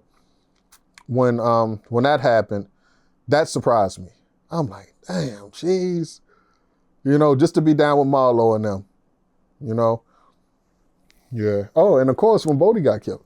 You know, that was a surprise. You know what I mean? You know, that was a big one right there because Bodie had been there around since day one, you know, so it was a lot of surprises, man. That's what made the show so great. You know, also when you kind of found out, I can't say green, but like when Stringer went and asked Brother Muzone about getting shot. Why would you do that? Brother Muzone is a soldier for hire. You know what I mean? So he revealed his hand by even asking him about who did it and all that. And that's what pissed Avon off, if you remember. Like, yo, why would you understand? Like, Avon was like hardcore. He was the mastermind. But when it kind of showed the gullibleness, for lack of a better term, of Stringer Bell, to even go talk to Brother Muzone about it, why would you even go visit this man? It shows something, you know what I mean? And that's when he found out, and that's what led to his demise. That's when Omar and Brother Muzone killed him. Remember? Yeah. Yeah. What are some similarities in your life that remind you of The Wire? Well, early on, like being like Bodie in them level, just being a worker. You know, when I first started hustling, we used to get $1 off a pill. So that means, and pills are what we call the individual cracks or pills of dope, vials or pills. So, for instance, if it's 50 pills in a pack, that means I get $50 off of that pack. So it'd be in my best interest to do, about 5 or 6 packs so I can leave with a nice, amount of money. You feel me? For me at that time. So I think at that time, it probably was that, like watching Bodie and Poot them, being the young guys in the low rises, just hustling the hand to hand. It wasn't until later in my life that I actually elevated and got to a higher level, whereas though I was really seeing, a lot of money. What are some differences between what you went through and what they went through back in the 70s and 80s? I think some of the biggest differences is the fact that, again, those guys, it was basically like the word of the police was the law. Even when I was outside hustling and stuff like that, we still had the blue light, what we call blue light cameras in Baltimore, which are a lot of different places. So it was, I would say, for a lack of a better term, that it was less corrupt, less blatant corruption. I believe like back in the day, remember, they could just bust out your tail light and rough you up and all that. Said we pulled you over because your tail light was off. No probable cause or any of that. But in my era, being in the early 2000s and stuff like that, it was more or less like, okay, there was some taping going on, so they couldn't just be so blatant. I remember police used to say, man, if this was the old days, and those type of things. No, you know what that means. If this was the old days, I could whip your ass right now and wouldn't nobody see nothing, say nothing, or none of that. What about the selling part of it, the business part of it? What are some differences? So for me, when I was selling, the differences, I don't think there's really no differences between the wire and how we was doing it at that time, because it was pretty much the same play. It was the same type of operation. Somebody comes in, you send them somewhere else, and you collect them. You understand what I'm saying? Like you never really wanted to have the drugs and the money together. So you would have somebody to serve as you collect the money, and then you have somebody that you take the money to, after you've collected a certain amount, because you don't want to get jammed up and you got, $4,000 or $5,000 on you. So you have to have somebody like, what was his name? What was Avon's nephew who got killed? D. You know what I'm talking about? I don't remember. Yeah, I forgot his name. I know what you're talking about, but I don't remember the name. And I remember Tater told me one time that was supposed to have been him on there. But again, like how you was talking about Bird and Marlo, their lives were nothing like Fat Tater, his life was nothing like that. But for, theatrical effect and all that, that's what they did. So D'Angelo Barksdale, that was his name. So you needed a guy like D'Angelo who was like the pit boss, So it was always those type of, that was pretty accurate of how, the hustle happened in Baltimore at that time. Okay, now, how young did you get into selling? Oh, I was a late bloomer. I started hustling when I was like 16, 17. Okay. Yeah, that was late. And were you growing up in the projects, or like were you at a house? Like, what was your living situation like? So yeah, I grew up in the projects, but remember I told you they destroyed all of the high rises. So when they destroyed the high rises, I probably was like around like 12 or 13. Then we moved to a residential neighborhood over East Baltimore. After living, I'm sorry. Where were you living when you were living in the high rises? So I never lived in the high rises. So Lafayette projects, most projects that had high rises had low rises as well, if you understand what I'm saying. So when you see the projects and it's no tall buildings, it's all small buildings. That's what we call low rises. So I'm from the low rises. I never lived in the big buildings, but of course I had dozens of family members who did. But just for clarification, I never lived in the high rises. I lived in the low rises. So moving from there, seeing, people hustle every day, people get shot, shootouts going on, by the time we moved to the residential neighborhood, you already have been conditioned in a way for violence and drug sales. But it was a little different living on a residential block, because that's when I really started to see like guys really, really get money. You know what I mean? Like it was just one guy, RIP to him. He really held down that block on Biddle Street where I lived at, and he showed me, not directly, but I watched him like amass a fortune and at the same time, like take care of the neighborhood at the same time, you know? And like after years of watching that, that's when I first started to dibble and dabble. So that's what made you jump in the streets. Yeah. Seeing people make money, seeing people change their lives and the lives of the ones that they love. You know, like it really just showed me that it's possible, you know? And then at a time growing up, not having a positive male role model that was consistent in my life, you know, like most youth, you lean towards the dominant masculine figure that's, you know, around you most often. Okay, now this is going on. You jump in the streets. How do you get in the streets? Like, what's like the first move that you make? So I shared this before. My great grandmother, she had some weed that she had gave me, but it was some trash weed. And if I was about 17, my great grandmother at that time probably had to be like 50 or something like that. So I'm like, because I was broke, and I think I went over there trying to get some money, like, let me hold $50, you know what I mean, something like that. And she told me, she said, look, I ain't got no money for it, but I got this. If you can do something with it, you can keep whatever you do from it. You know what I mean? I had it for years. I don't think it's no good, you know, whatever. So I took it. One of my homeboys who was around that neighborhood, who was hustling at that time, I bagged it up, you know.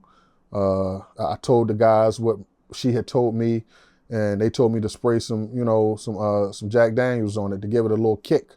So I gave it to my homeboy. He sold enough of it that I was able to cop some good weed. And from there, things just started flowing. I'm like, okay, supply and demand, okay, you know. And I think that right there changed my life, because it showed me that I could do something outside of going to school to put money in my pocket immediately, you know? Now, how did you get into selling the hard stuff, the crack and the heroin? Once I found out weed wasn't the drug for me to sell, like weed had a low profit margin for me. Like I know guys who made a lot of money off of weed. Weed was just never my thing, you know? And my homeboy who sold the weed for me was selling crack. So when I started to see he giving me like little $1.40 or something like that off the little nickel bags he might have sold for me, because he was selling them for me for free, for real, because he was outside. And we was on my grandmother's block, so I never wanted to hustle like where my grandma could see me hustling. So he gave my little $1.50 or something like that. Like, yeah, boy, I sold them bags for you, whatever. But he got this. He got a whole mitt from selling crack. I'm like, man, something gotta give, like, man, you know what I mean? So again, just watching and being observant, like, man, you know what? I think I need to, you know, figure something else out, you know? Now, were you cooking the crack yourself, or did somebody else cook it for you? Like, how did that go? Yeah, I was buying it cooked at that time, yeah. You were buying it cooked, okay. Mm-hmm. Now, was it more cooked? Like, how does that work? Yeah. If somebody take their time to cook, well, at that time I wasn't buying a whole lot, but in general, if somebody take their time to cook it, they're gonna want a higher price instead of just giving you the powder, you know, in some situations, you know. But then I've met people who want to charge you more for the powder because they might say, okay, if they cook it, you know, they can do their little 1-2 on it.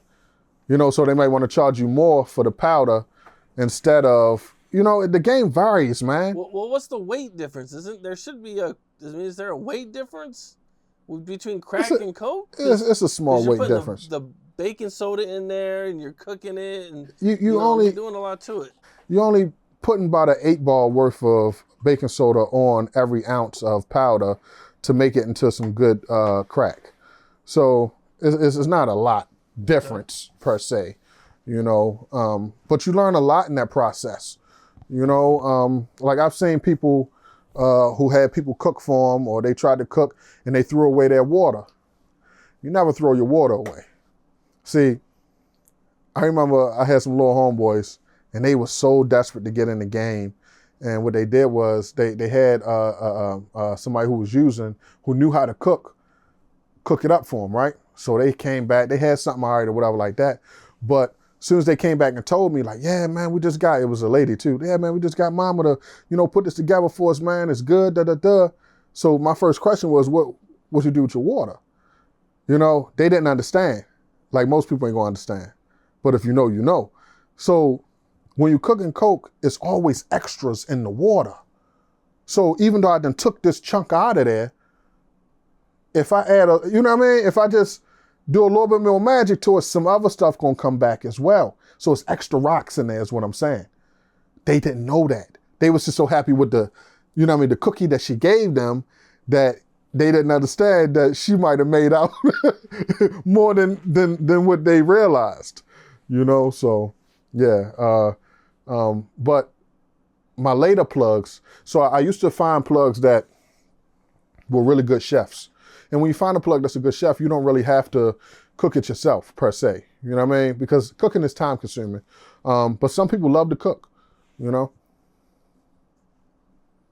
How would you balance expanding your business with like security? Like, if you expand in your business, you got to deal with people you don't know or you might not know that well, who could potentially be snitches or could potentially just be dangerous people that might not want to pay you and that might harm you. So how did you balance that? Snitches are dangerous people, and in a lot of cases, snitches are murderers, so you can't disconnect the two, so a balance for me would be, number one, I would only deal with people who are already established. It was almost like a record deal. You know what I mean? If I'm Def Jam, I see you already got a buzz, all right, we can put some records out. But I ain't trying to A&R and build somebody up, especially like when I got up and I had, bricks. No, it wasn't going to work like that. You know what I mean? I might give you a bundle, of 700 to 1,000 pills, and all you got to do for me is just go and give me my part. You know what I mean? I might do 70, 30, 60, 40 with you. Okay. You know what I mean? Just give me mine. So that means that you got to have your own security. You got to have your own spot. I'm just doing pickups and drop-offs. I'm not involved or invested in what you're doing, and of course that would be based on what I already know about a person. You know what I mean? I'm not going to just find somebody like, all right, well here, that's a lot of work, but nonetheless, a person has to, I got to already know that you're self-sufficient. I don't want to have to hold your hand. If you're trying to get money, let's get some money. You know what I mean? I ain't trying to build up your block. I'm not trying to be around here. None of that. You can meet me somewhere when you need something, blah, blah, blah, and we're going to keep it moving. If you can't handle that, then at that time, I'm not the type of person that you need to be doing business with. And how did you move up? So when you started selling crack, what was, like, how much were you picking up at the time when you started? When I started, like an 8-ball, you know what I mean? A quarter, then, you get to an ounce, so you just keep moving it up. And at that time, I was out the projects with my guys, and we had a system where as though it was a lot of us. So all I really had to do is just kind of show up and make sure our guys were good, my younger guys and stuff like that. Like, it was always like a support system. I'm an enforcer, so I might got some of them selling, packs for me, and I might come out with, maybe about 40 pills or something like that, 50 pills that I'm just going to sell sparingly because I just want to put a couple dollars in my pocket. You know what I mean? But they have the brunt of the work from the collective, guys that were involved with me. So yeah, and it always varies, man. Because sometimes you can have some money but not have a good plug. Then you gotta go travel. Then you got, it's the game is wicked, man, and it's even more wickeder today. That's why I be telling people, man, it's not worth it, man. Get a job. it's really not. And in my town, a lot of these guys are selling drugs to get drugs. So when I grew up, the guy, like I told you about the guy who held the block down and all that, when I moved from the projects, he was a baller. He had money. He had women. So that was my aspiration. Not, oh, I'm gonna sell drugs to get high. Nah, man, you know what I mean? Like it was a different mindset. Like even from like Bodie and them, like Bird and Marlo and them. Like these guys were getting money, and you wanted to be like that when you're the younger guy, not just a guy that's like, okay, I'm selling this rock so I can go get some perks. Like, nah, man. So that's what I'm saying. The game is real wicked, man. These kids not even getting no money out here, man.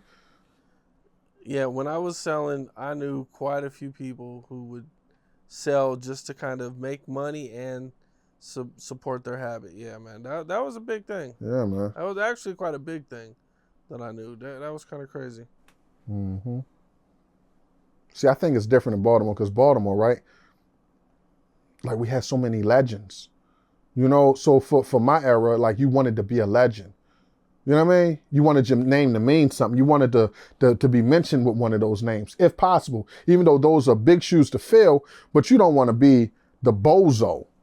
Like, man, yo done caught 15 years and he wasn't getting no money. You understand what I'm saying? Like, nah. Definitely don't want to be the guy that gets 15 years and was broke. And was broke. He ain't had no lawyer money. You know what I mean? Man, I done been locked up and I done seen some of the guys that I have seen from afar who appeared to be getting a lot of money, but now they over to jail. They ain't got no commissary. You understand what I'm saying? They can't get on the phone. You know, all of these different things. And it's crazy, man. When you see somebody who's supposed to be, you know what I mean, a baller, somebody who's supposed to get money and they don't even have a noodle. If you could change one thing about how you navigated the early stages of your career, what would it be? Have lawyer money. See, when I was young, I take you back to that, like I said, like how Bodie and them was in the pit, just like hitting sales, getting money. Nah, if I had knew better back then to like always have lawyer money, then my record wouldn't have been what it is today. You understand what I'm saying? I would have had a better understanding to, you know, put some money away instead of just, you know, having fun as a kid. How many times did you get arrested for drug-related crimes? It's over a dozen. Over a dozen. Mm-hmm. That's a lot, man. What was the first one? Like CDS possession, controlled dangerous substance, like just having some drugs on me. You know, some drugs that I was going to go sell, but I didn't have no money on me, so they just gave me possession. Okay. And you said how many times? 10? 12? Something like that, yeah. Okay. Man, that's quite a bit, man. You know, how could you have avoided it better? Even if you didn't have the lawyer, though. You know what I'm saying? Is there like because a lawyer chew it up. Let me just chime in. I don't mean to cut you off. See, with a proper lawyer, right? A lot of those things that I was being charged with would have never seen the light of day. Because again, I'm gonna take you back to the arresting officer writing the statement of facts. You understand? A good lawyer would have seen through a lot of that stuff. Like, hold on. So you tell me you was in covert location from right here and you seen all the way around there and you seen Mr. Johnson doing, you feel me? But going to court, having public defenders who don't want to piss off a state's attorney that they might one day work for, you know, they'll throw you under the bus. So for me, early on, I was getting probation before judgments, you know, which means that's just like a slap on the wrist, but you got to do probation, you know, you finish your probation. They say it won't be on your record, but it still be on your record. You got to get it expunged, whatever. But me not knowing the law, me not being in tune with how the big boys were actually moving at that time. You know, like I'm just thinking like, okay, you sell drugs, you get money. You get fresh, you get women. Not knowing that there was another total part of it that I was missing that I didn't actually gain knowledge of till I actually got with a strong click. How did your family feel, or what did they think when they seen all the money you were making? You know, they never really saw the money. I just always had money. So meaning this, right?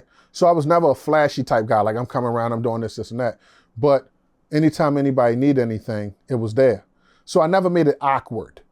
You feel me? It was never big eyes and little U's. You know, it was just like this same big cousin, little cousin, nephew, whoever it is. But, you know, he got things now. You know, he's doing, you know, like, because I always been, for lack of a better term, responsible. So I never was mistreated or mistreated my family. Say somebody get locked up or somebody needs, you know, rent money or somebody car them broke down, whatever, you know, I would just take care of it. You know, so it wasn't really like a flashy lifestyle. That was never really me. I was never that guy like, oh, we all at the cookout now and I'm bringing, it's burgers and stuff and now I'm bringing all the steaks and crab legs. You know what I mean? Like I wouldn't make people feel awkward in that way, like I'm better than you. You know, I might throw the cookout and just furnish everything. You understand? So that way it's just like, okay, I think psychologically it makes people not hate on you. Like a town like Chicago has like, it's all about the murder rap. You know, it's like, okay, a person would rather be broke with 5 bodies than to have the Benz. In Baltimore, it's the nature of getting money. You know, and it always has been like that because you've had so many forefathers who was hustling, who've amassed fortunes, bought city blocks and, you know, all kind of different stuff. And I had mentioned previously that somebody can come from out of town to come get treatment and end up not going back because what they used to pay $1,000 for is, you know, essentially about $5 in Baltimore. Now, when I say that, I mean this. In Baltimore, when it comes to the smack, the heroin, right, the fentanyl, we have triple O's. Those are like horse pills. So if you're getting 5 to 10 of those pills so big, it's going to break down to a couple grams once you dump it all out, you know? And in different towns, you got to know somebody to get something. But in Baltimore, you can pull right off of 95 or 83 and if you find a real dealer, somebody who's not going to burn you, you could get something good. And they're going to want you to come back, you know? So they're not going to burn you for real if you run into a real hustler. So it was just the nature of how different towns actually hustle and how, you know, the mentality is. You know, Baltimore's a small city, man. We call Baltimore Smaltimore because if you know somebody, most likely I know them too. You know, it's very easy to bump into somebody in Baltimore in comparison to other places. Some towns, it's like it's so big you might not even run into a person for months or years. But in Baltimore, you most likely gonna run into somebody if you looking to see them within a nice amount of time. You know, if you're in the city, if you live in the city. So I just say that to say that I think people misunderstood when I said she can get what she, you know, used to get for $1,000 for $5.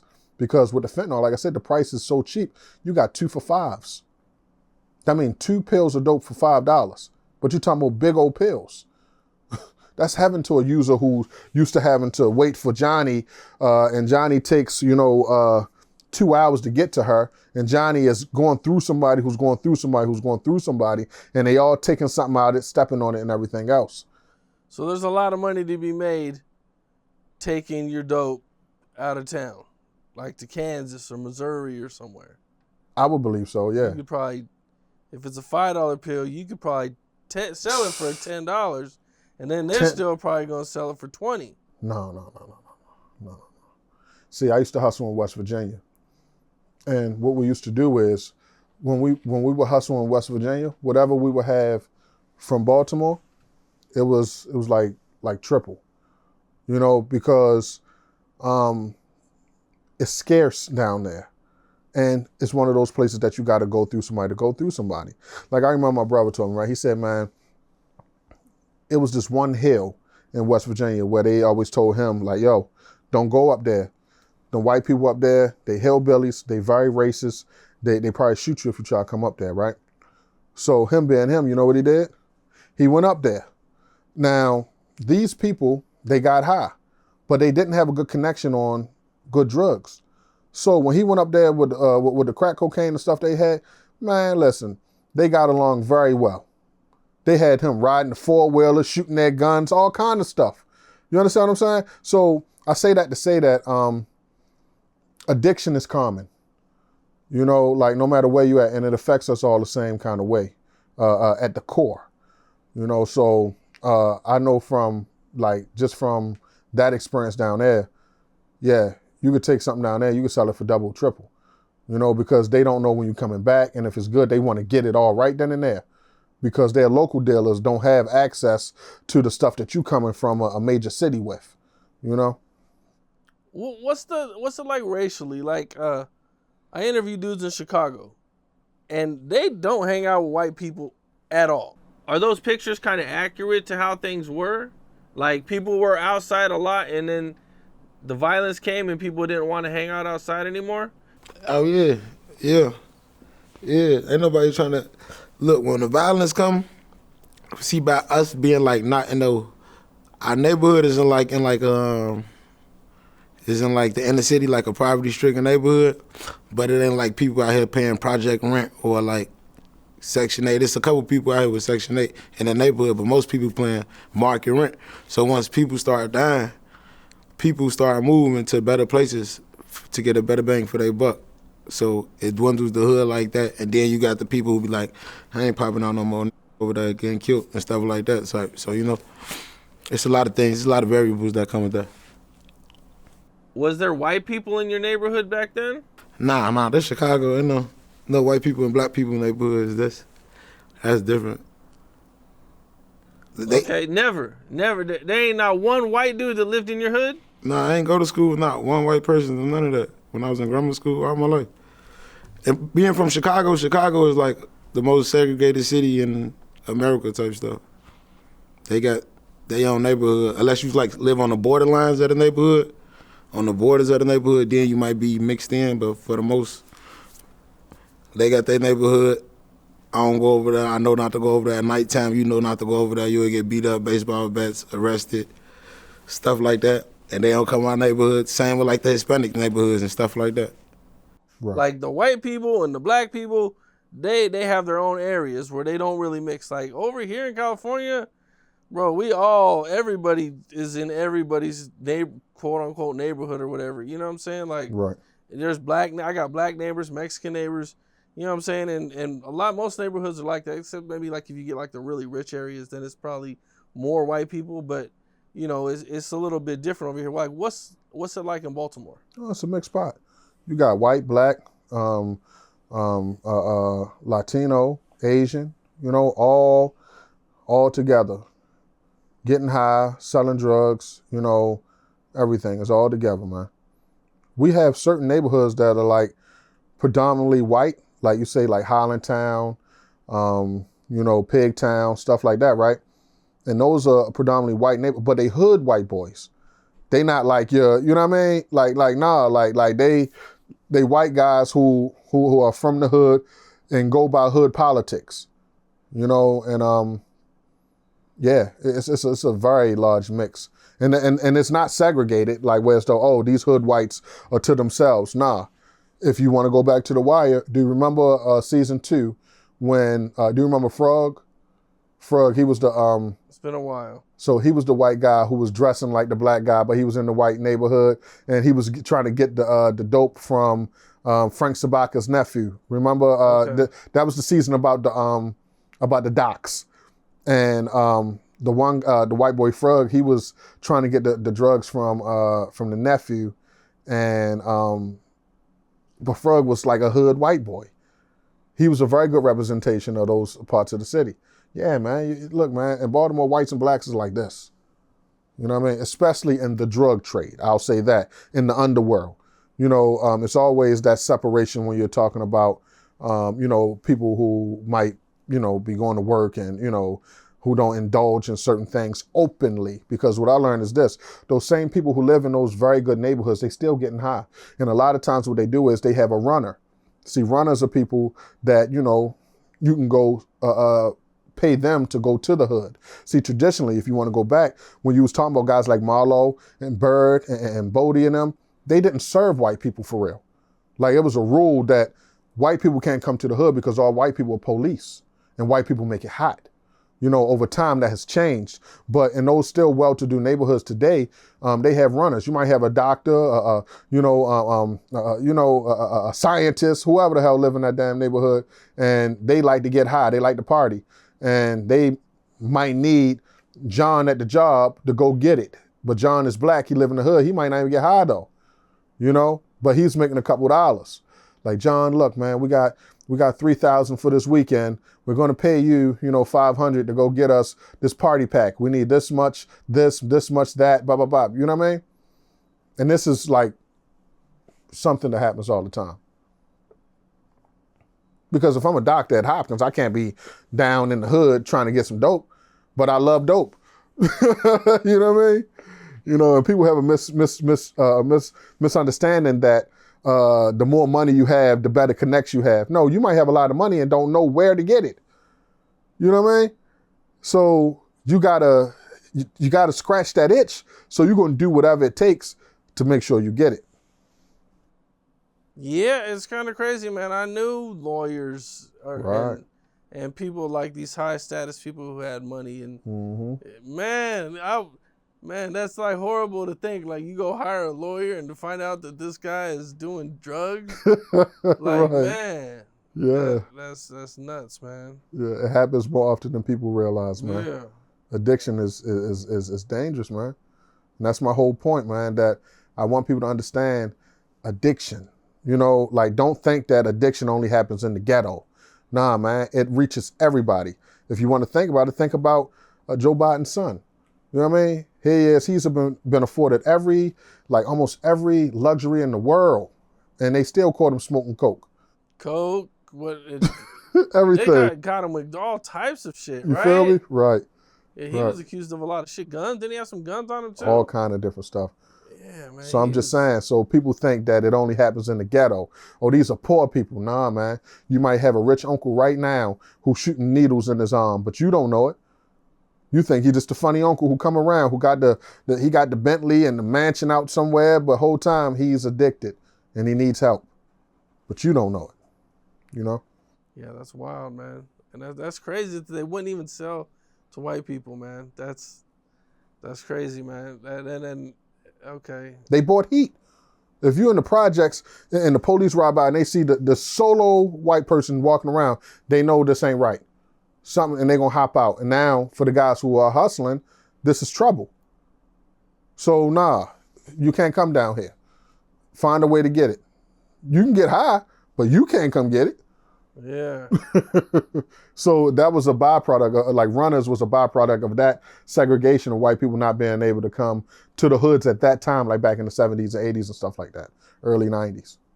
What do you think it is about the culture of Baltimore that makes drugs such a big thing? Like, what do you think it was that happened in Baltimore that the culture just became this major drug culture?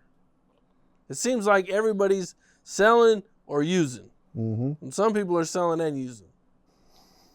I think it's because Baltimore has traditionally always been a party town. If you think about it, back in the day, you had people like Duke Ellington and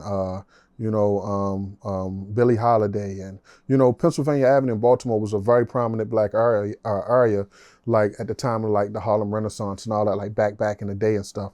So even in those times, people were getting high. It was a fun type of thing, and I think that just kind of transferred over through the years of party town, party people, and I think that's what kind of led us to where it is today, where people are just, still getting money off of the drugs, but the party is ended. People are strung out on the drugs, but the party is ended. And I think that's the misconception, man. A lot of people think that people are getting high because it's just fun. Nah, man. Like when it comes to opiates, right? It's a physical addiction, meaning if you don't have it, you're going to feel bad. It's not like crack. Crack, you might want it all the time, but you're not going to wake up sick or hurt without having it. But that's different when you're talking about opiates. Now you started off with marijuana and you moved to crack. How long did it take you to start making some real money off of crack? What do you consider real money? $2,000-$3,000 a week. You'd be doing pretty good in life if you made that Well, much. that wasn't Tax long. free, Yeah, by the way, too. Yeah. You know No, that didn't really take long because it's always a demand for crack. Like when I went out to projects with my guys, after the whole weed thing and stuff with my guy down on the block, that came kind of easy. That's basic money on crack.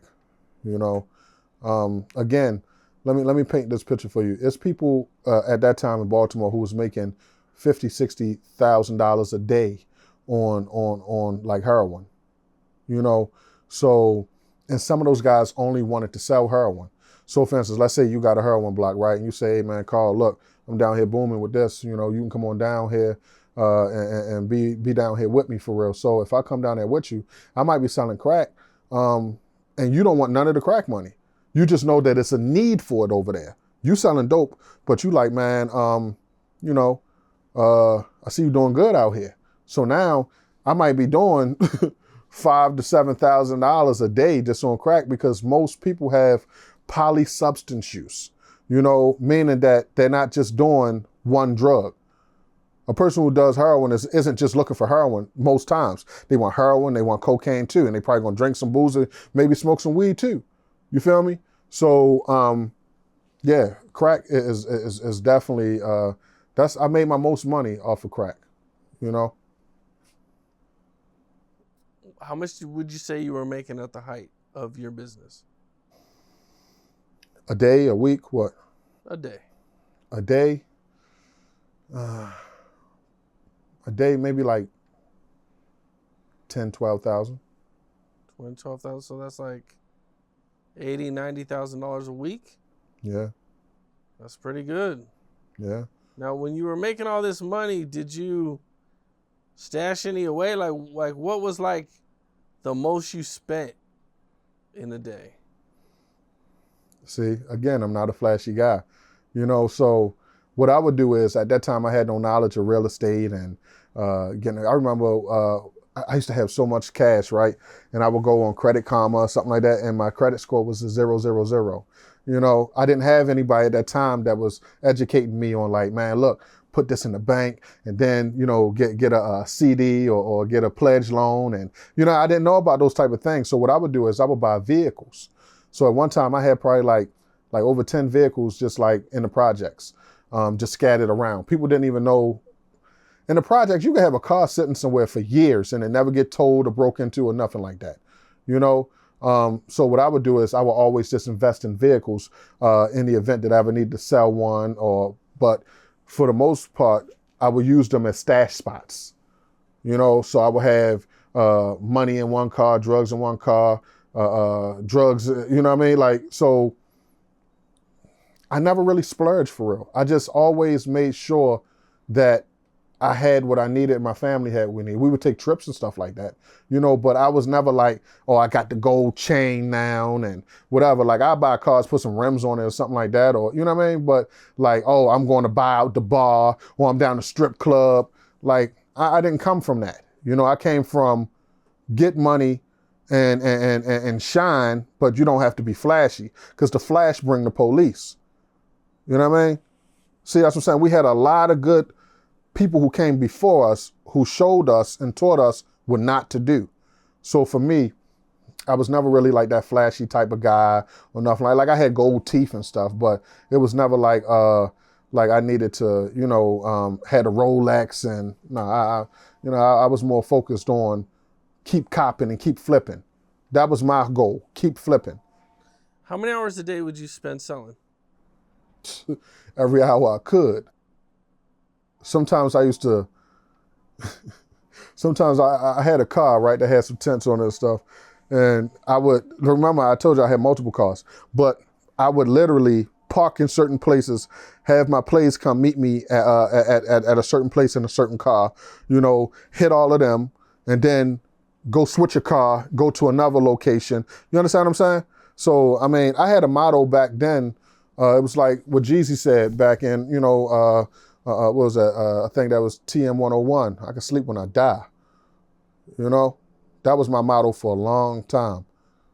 And as a older, more mature man who's not a part of the game anymore, I really understand how stupid that sound now. You know what I mean? Because number one, you need sleep. You know what I mean? But I used to always say that, man. Like, man, I'll sleep when I die because, like, this money is coming, and I need to get every dollar that's actually, you know what I mean? That's coming. I hear that, man. Okay, so, I mean, would you work every day, 7 days a week? Yeah. Now, how does it work out there, man? Do you got to get, like, permission from the older guys, or you just grab the work and just go do it and just whatever comes with it? So when you already established as an individual, right? You don't need no green light from nobody per se. You know, you just, at my height where I went at, I just kind of, took the spot for myself because I was reluctant to hustle out there. But then I met this guy who put me with this plug, and this plug, man, he had the best work I ever had, you know, and it was consistent.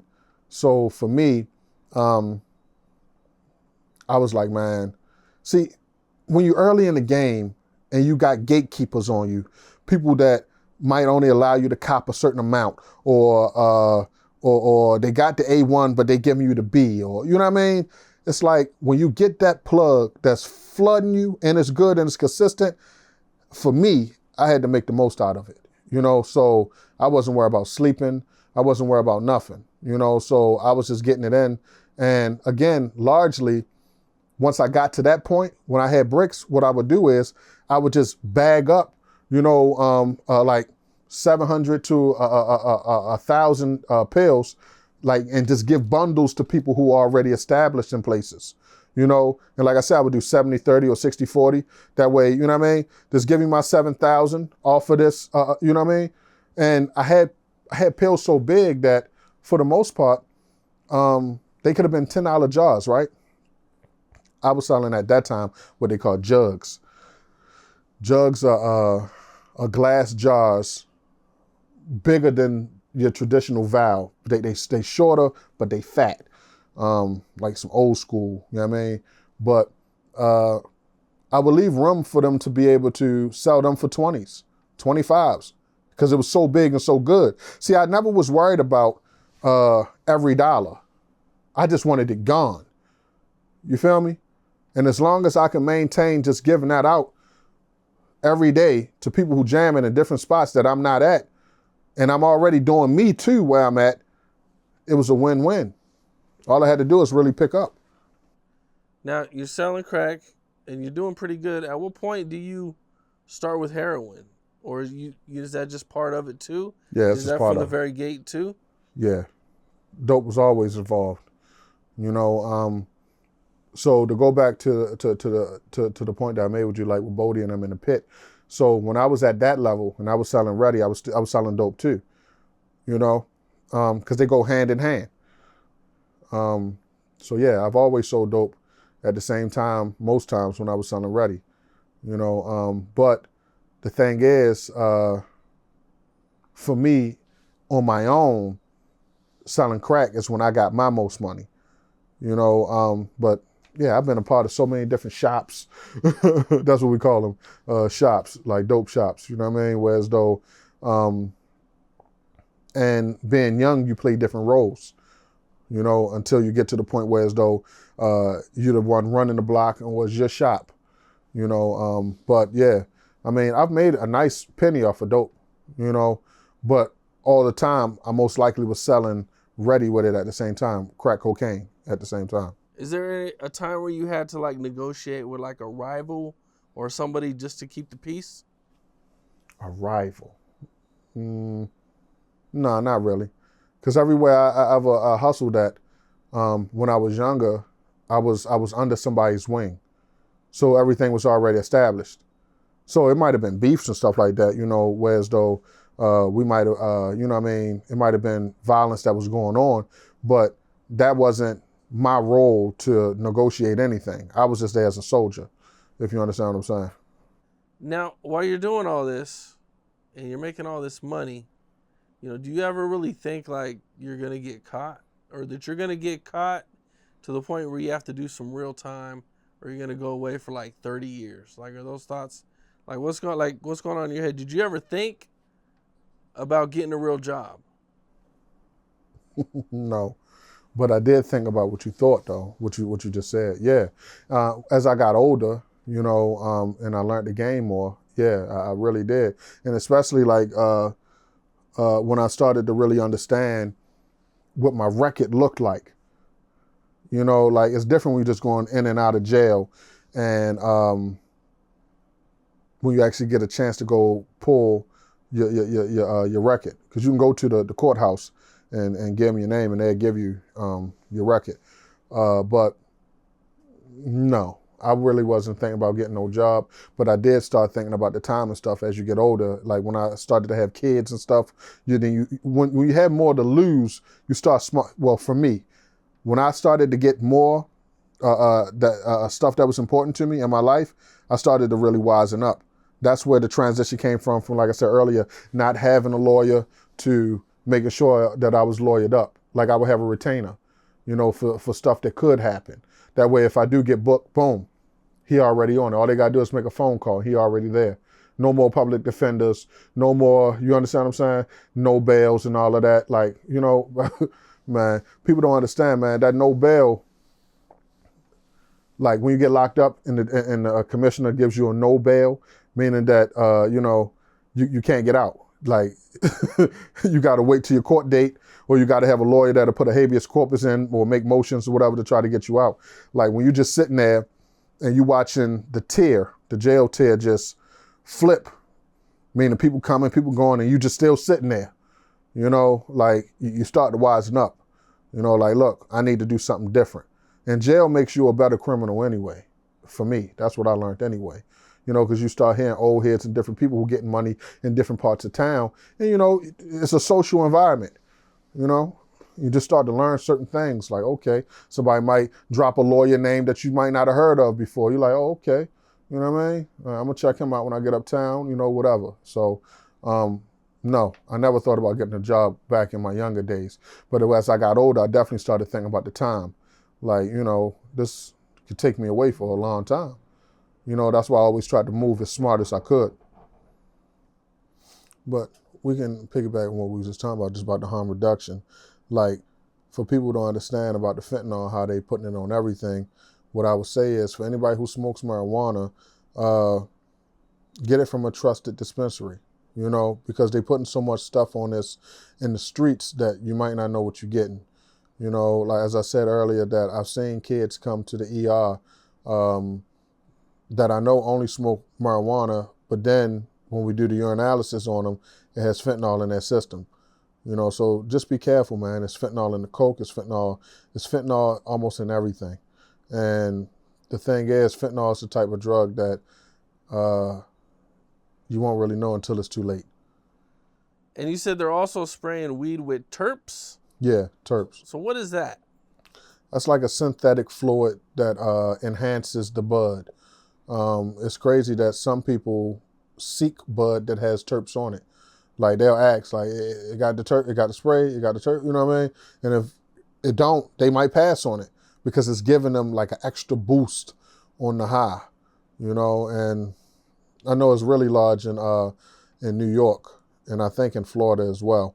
Whereas though it's like it's open, but there's other places that's selling sprayed bud, but you might not know.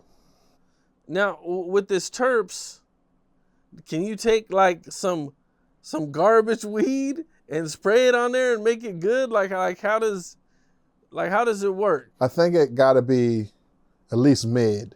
Okay. And you spray it on it, and it'll make it, it'll make it kick a little bit more. I don't think you can take no complete garbage and spray it on it, and it'll make it, like a bomb. To my knowledge, anyway. I only have done research on the terps. I haven't smoked enough in a very long time, but I know it's something that is actually happening in a lot of places. and you might be getting sprayed weed and don't even know it. That's crazy, man. And just for people to be doing that, man. Like the fentanyl and bro, drugs are like a completely different thing from when I was a kid. Man, when we were kid, man, when I was a kid, man, we'd be like trying to find some bud leaves off the tree or something, or Yeah. like shit is like completely different, man. Yeah, but let me share this. I think it's a deeper thing with the fentanyl, right? So what I ultimately think is this, right? That America has a lot of enemies, and it's almost like having like for instance, for lack of a better term, like Debo from the movie Friday, right? Let's say that's America, but then you got countries like China, who's like Reds, or Smokey in them, right? Whereas though they can't beat Debo in a fist fight head up, but they'll do little sneaky stuff.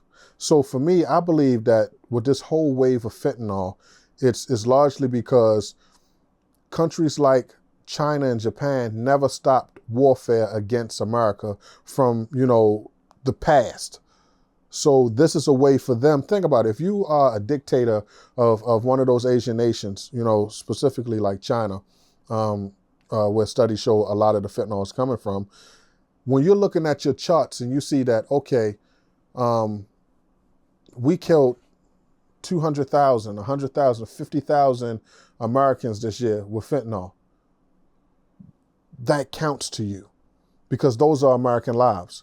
Now, these countries, they might not care about the person. They're not worried about Roger himself. Roger isn't the target, but it's per capita. So when they look at those numbers, like, man, we responsible for 70,000 ODs last year.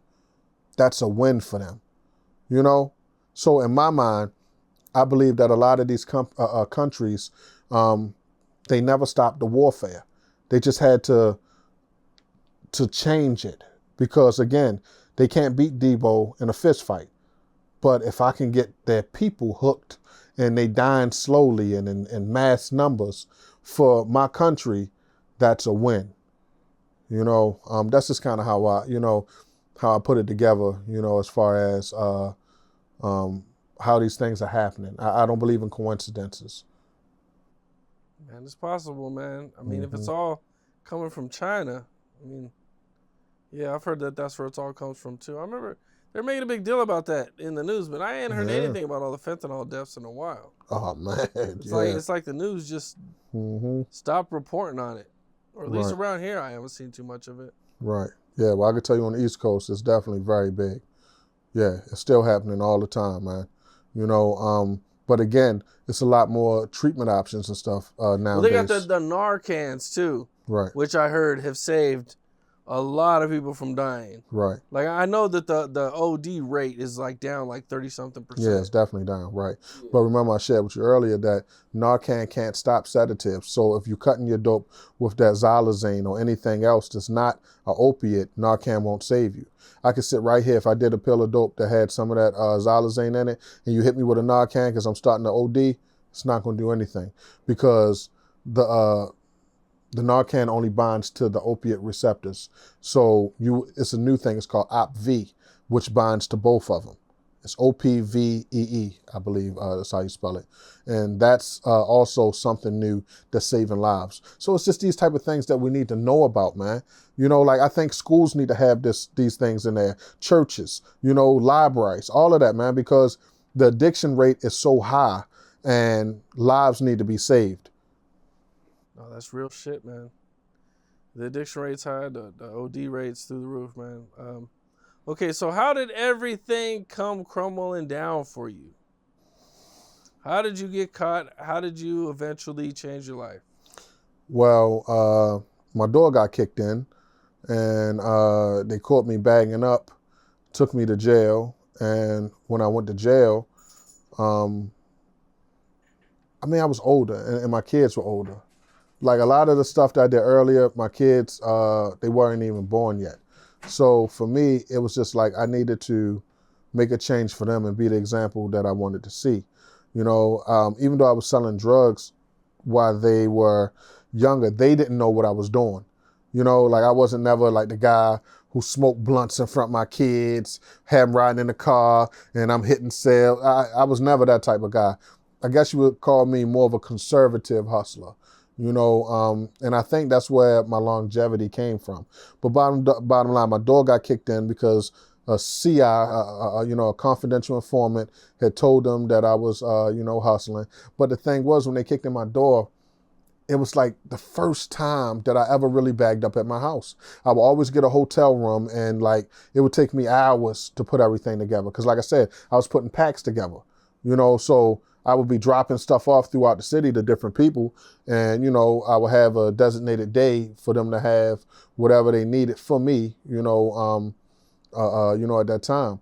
But yeah, they kicked my door in and they caught me bagging up. So I was bagging up some hard, some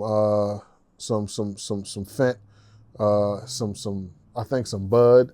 It was like one of those stand-up mirrors. I had it laid out across my coffee table in my living room, and I'm just putting everything together.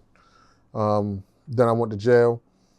Then while I was in jail, but of course at this time I got lawyer money, I got money on the street, I still got drugs on the street, I still got cars on the street. So I'm not even worried about nothing per se on the surface level, you know what I mean? And I know I had a good lawyer. But then I had to go, I was ordered to go to a program, and I never really knew about programs. I always thought that as a hustler, if I didn't see somebody who I used to serve, that they either died, found something better, or they were in jail. I never knew people went to programs, treatment programs to get better. So now I'm in this program, and I'm really starting to learn about addiction. Why did they give you a program?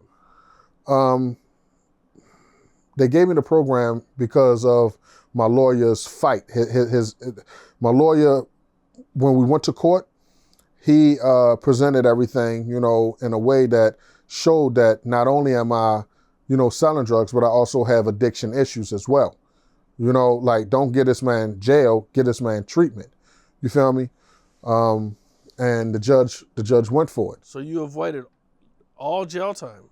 No, I sat for like 2 years. Oh, okay. Yeah. So you fought your case for 2 years? Fought my case for 2 years, right. Okay.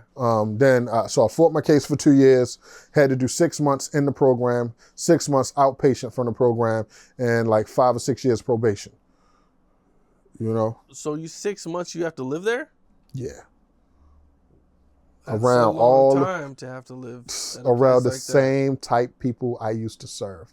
I even seen people that was once clients of mine, and it opened my eyes, man.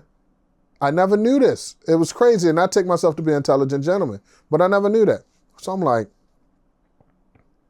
what the hell? What I've been doing, man? And I'm hearing these people, cry their hearts out about how hard it is for them to kick and what they've been going through, how they done lost everything. And, and here it is. I'm just been the one that, here, man, because I give you something for free.